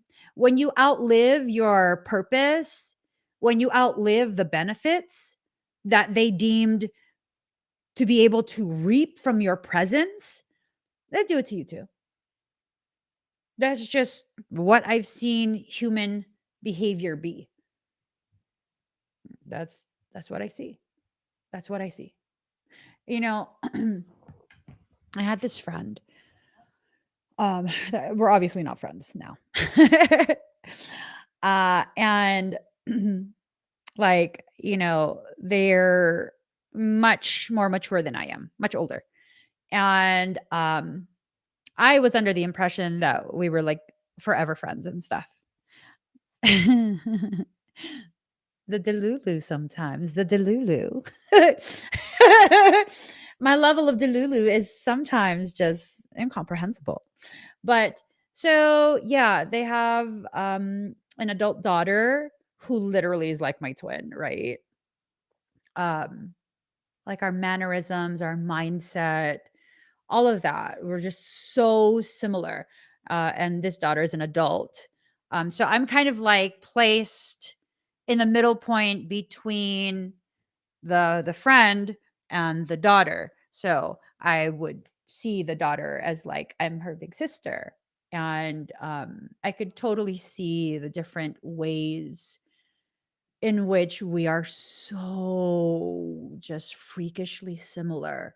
The way we view the world, our sensitivities, our level of empathy, our fire, right? Because she's also Piscean, and the gentleness and the way we are misconstrued by the people who are closest to us, misunderstood, right? And for years, I would see how they would vilify this person, this beautiful person that I would see as my sister, my little sister. That's how I saw her. And I'm just like, that's, you know, okay. I know they accept me in their family, but let me just not say nothing because, I got to remember my proper place. I'm not biological family. Let me not say things that make people feel some type of way, like I'm judging them or thinking I'm superior or anything like that, right? And it becomes this thing that I witness repeatedly over the years, like recognizing that, you're talking shit about her to me. And this is shit you wouldn't say to her face. She can feel that you think this way, but you've never had the courage to say it to her. This is a little bit off to me. I feel uncomfortable. And so I just instead for the last couple parts just tried to be a sounding board, just tried to listen. And then close to the very end, I got to a point where it's like, you don't even fucking know. How could you not know this? How could you claim to love my sister and not know what she is suffering through so silently? She doesn't tell you because you're not safe. And I found ways to try and express this in a very politically correct, neutral manner, right? Like, I don't think you know what's happening. I don't think she's telling anyone. You know her. You have to start something with her for her to go and do that. She's not just going to do that. She's reacting to something, a maltreatment of some kind. And I would say these things, trying to get them to see, like, you have no idea what she's living through. And she knew this about me because there were times we would text and I'd be like, I know, I see. If you ever want to vent, it'd be just between me and you. I won't tell anyone. Unless you want me to, of course. But, I know. I know what he did. I can tell. He did something. I know what he did. And she would, because she knew that I knew. And she would tell me. And I'd be like, I know. I know, baby sis. I know. When you're ready, you'll make other decisions. It's going to be okay. You're strong. You're not yet ready, but you're strong. It's going to be okay. And it always rubbed me the wrong way because they would always, the other family would always say, like, "Ooh, you two are so the same. Even certain faces that you make and, all of that. You're so the same." That's what they thought. Yeah, it took a few years. It took a few years. I assume she identified me as her daughter, too. She tried to do to me what I assume she does to her daughter. I ain't taking your fucking shit. I didn't come from your womb. I may have loved you like family, but know your fucking place in my life. You're not going to tear me the fuck down just because you're insecure. That's not how that shit's going to ride. Not with me. Not with me. Nope. Nope. I tell you guys, it might take some time. It might take some time. And I know for a fact they had already, that friend had already been saying and feeling some type of way towards me for quite some time. That's why I withdrew quite a bit. Just never said anything. I didn't want to rock no boats. I didn't want to disappoint my family because I'm the one that introduced their family to my family, and everyone's just family, right? I have no problem disconnecting from family that doesn't have the capacity to be healthy family, whether you're biological or someone I adopted along the way. If you're going to be toxic, if your insecurities embolden you to try and tear me down with zero provocation, oh, fuck that shit. No, no. The only reason I got to that point was because I realized the gravity of the type of friendship I offer when I do offer a friendship to anybody. That's not a loss to me. It is not a loss to me to let go of a person that never had the capacity to truly hold me with care. And let me tell you, some people will have you believing they hold you in the highest regard, that they hold you with care, with tenderness, because they're there when you're crying and you need to vent and you don't know what to do. You know, I've learned, not all, but some people who do that, it's not because they care. It's because they're addicted to drama and they like seeing how they can soothe a person like you, a person that they see as powerful. It gives them a hit. It makes them feel like maybe they're powerful too. That's not why I want someone in my life. No. The friends that I have right now, they're not like that at all. I've never gotten that sense from them. They've been in my life for many years. Never once did I get that sense from them. Or it's like, this is my chance. Okay. Okay, I'm listening. I'm listening. Cry to me, Emmy. Cry to me. Like, no, I'm fucking good off people like that at this point. I'm so good off of people like that at this point. What I witness you doing to someone else, it is very safe for me to assume eventually, you will do that to me. Eventually. Yes. Yes. I will say the loss of the husband is very profoundly felt.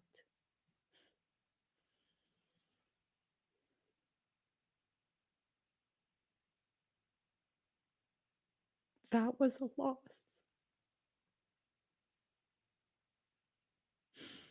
A loss that I still mourn quite regularly.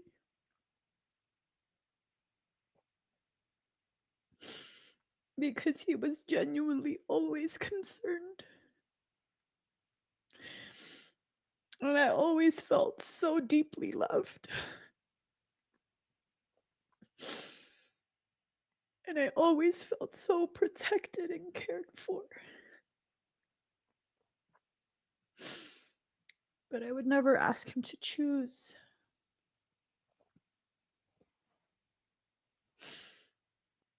So, whatever I have to lose to get rid of the toxicity, I'm more than willing. More than willing.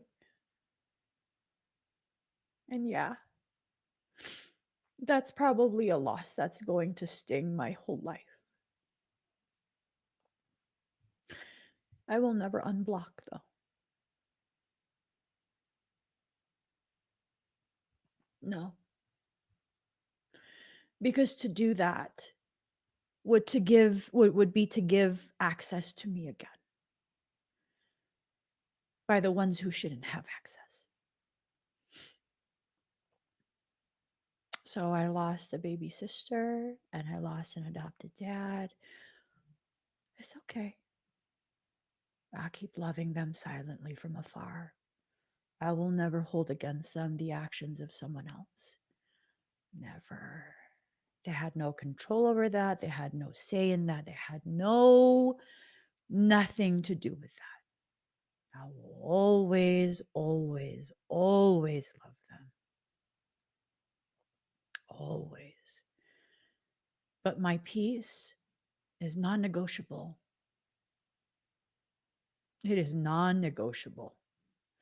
I am not willing to negotiate. I am not willing to settle. I'm not willing to any of that. Any of that. No. No. So instead, I will continue to celebrate the time that I had gotten the chance to spend, to bond, to fall deeper into such a profound love and appreciation for people who were able to see me and love me accordingly, right?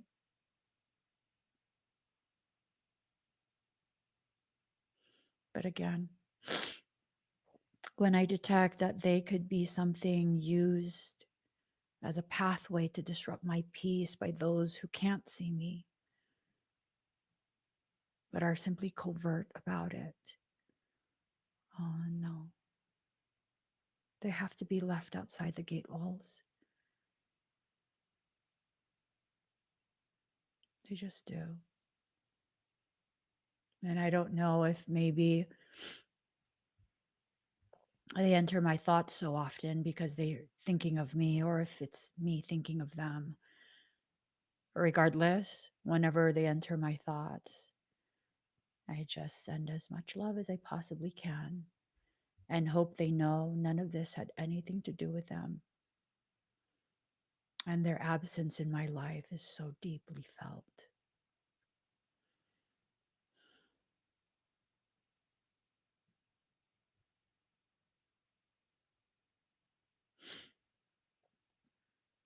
So deeply felt. So deep. But it's okay, life goes on. It just does. Life goes on. And in their absence, space was created for two others who do see me as well and love me just as deep to come and enter my life. Yeah, it's okay. They're not replacements. Those two others are not replacements. You can never replace someone that you love that deeply. Nor are they consolation prizes. Those two others are evidence of the ways in which I am growing in my capacity to love myself and receive genuine, unconditional, no strings attached love from other people.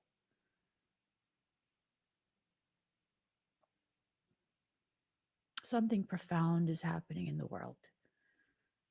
If you continue to hold on to the things that hurt you, that's all you'll have. Your perception that life is supposed to hurt, that there's nothing better. It's not true. It's not true. Had I done what I usually do when someone hurts me that deeply, I would have completely shut down and closed everyone out. Right?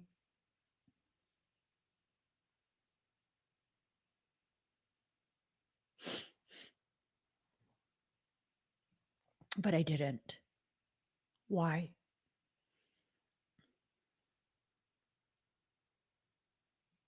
Because of conversations I had with my two best friends, separate conversations from each other.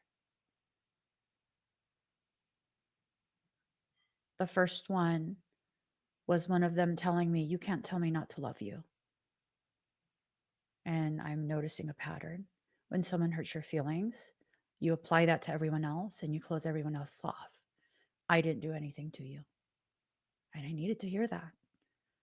I needed to be reminded it's not my appropriate place to dictate to someone else whether or not I am worthy of receiving their love.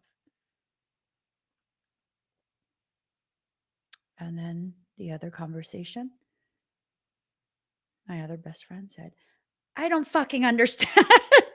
I don't fucking understand why people have the audacity, the nerve to say these things to you when you give so much. And I was like, "Ah."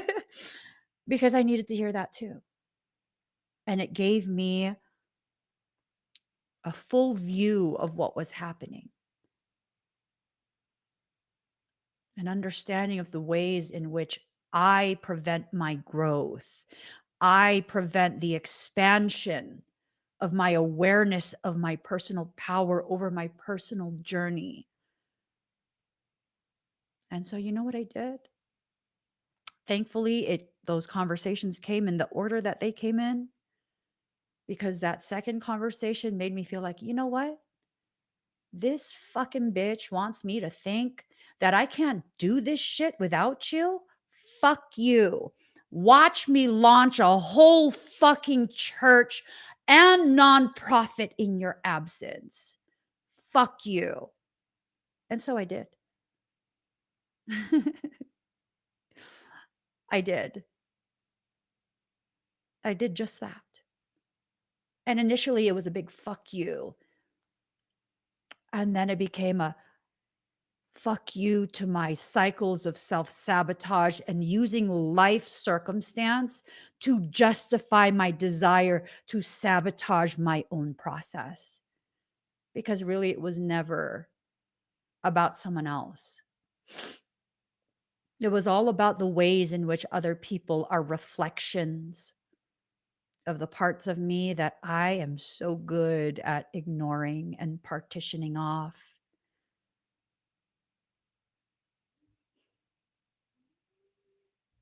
I'll share this with you guys. What set me off so badly, not saying that person's a bad person, I'm saying they're a very bad person for me, but not necessarily a bad person in general, right? I will always feel the way I feel. Right now and back then when it happened, I will always feel this way towards that person. It's an appropriate feeling. Because you know what? They knew so intimately my insecurities about my intelligence.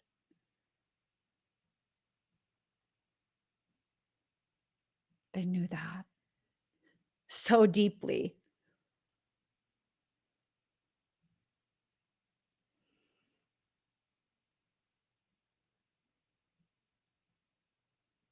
And that's what they used to try and tear me down. Not everyone is smart like you, Emmy. Yeah? Okay. I don't shame you for being incapable and dumb. Like, I don't point out the ways in which I think you're flawed.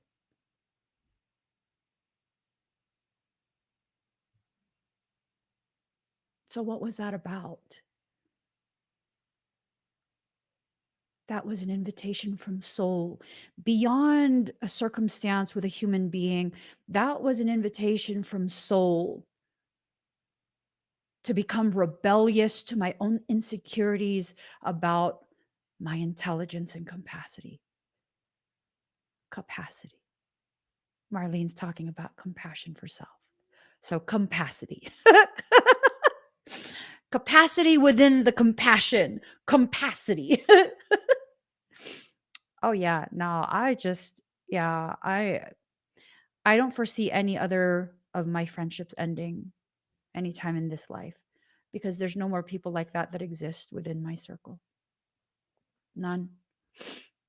You know. Hey, Doyen, I'm sure you know the vibe. I'm sure you know the vibe, you know? It's just this thing of like, did we ever need people to co-sign us into existence when God itself, creator itself, this omnipotent, omnipresent, omnipowerful, omnidimensional essence has already co-signed you into being? I mean, that's one of those things, right? It's one of those things where we need to just allow ourselves to recognize the process that we're in and honor that. Just honor it. You know, like it's an honor. I had a brilliant professor who actually used to say compactity on a regular basis. He was no less brilliant. I wonder, is that like the process or state of being compact? Or does he mean capacity? I don't know. Give me a sentence in which he used it. Oh, capacity. Okay. Sometimes the most horrendous things that we go through, the things that feel the most horrendous at least, are some of the most profoundly felt invitations to move beyond your fear. It's like worst thing has already happened. What are you going to do now? Shrink back? No, you already made progress. You already broke through the barrier. Keep going. Just keep going. Keep going. Keep going. Keep going. Right? So I'm giving myself until the end of the year to finish my process of breaking through this major barrier that I have. It still ties into my struggles with my intelligence and my lack of a degree, right? It's kind of like this thing of, I know I'm smart. I mean, like, whatever. That's just how my brain functions. But what if I allow myself to reach a level of recognition and then these people who have spent the years to have that piece of paper that gives them the letters after their name, what if they suddenly come up to me because I trigger them? My work somehow challenges them. I don't know. And they say, you don't have the authority or the intelligence to speak on this subject. Then what happens? Then what do I do? Because I can't provide the certificates. I can't provide the letters after my name. Then that puts me in a space of the entire body of my life existence is now put into question, invalidated. My existence is invalid. And then I realized, bitch, you got your own fucking academy that you're in the process of accrediting. Oh, I should not have said that out loud. I'm in the process of accrediting my academy.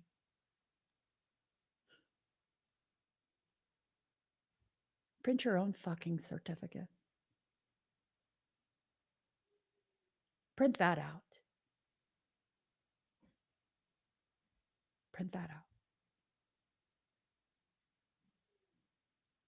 I don't need anyone else to validate me on things that are not readily understood by other people, anyways.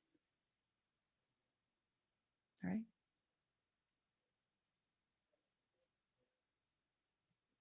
And it's not to diminish people who have the degrees.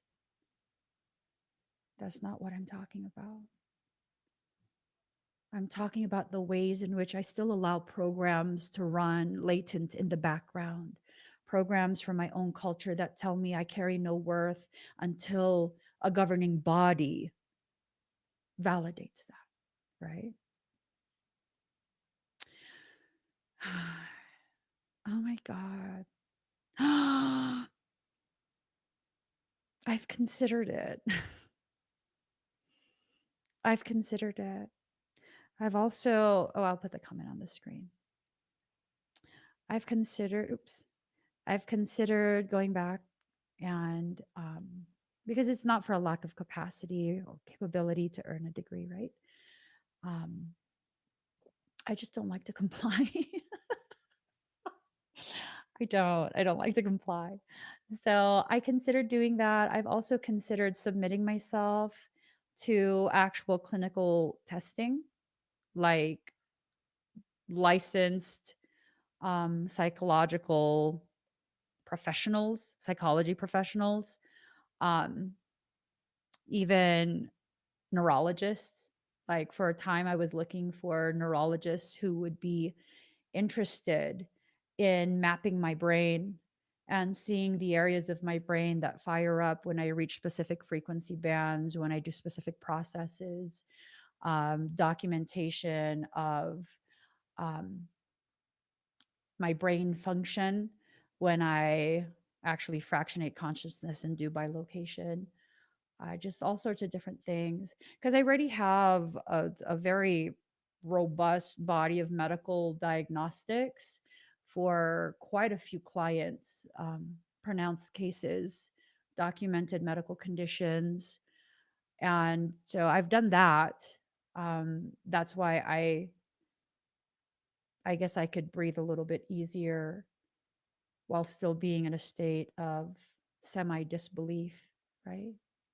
I mean, I do love to learn. I audit the college courses. I audit them, meaning I go to something like edX. I think it's .edu, .org, .com. I don't remember. edX, and a couple others that I found. And they actually provide course content that is hosted by Ivy League colleges.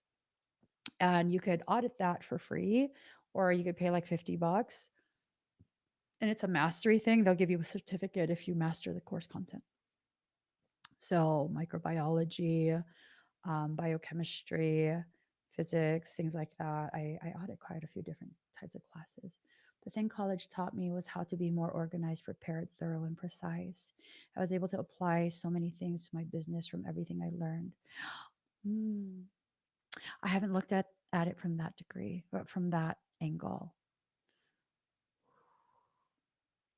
You might just convince me to finish. You might. You really might. I think if anyone, you'd probably be able to convince me to finish. But I'm stepping out of this place of hiding and entering into a space of even being willing to have diagnostic things, to catalog my brain function, to quantify a capacity that I have worked my entire life to accept and make sense of on a personal level. You know, this journey that we're all on,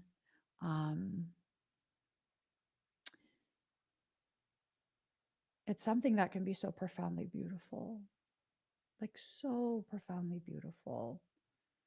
If we just allow it to be, if we allow it to become this thing that hinders us, not only does it lose its beauty as defined by society, you know, definition of beauty, it also becomes something that we potentially can become resentful of, further compounding the struggles that we already have, you know.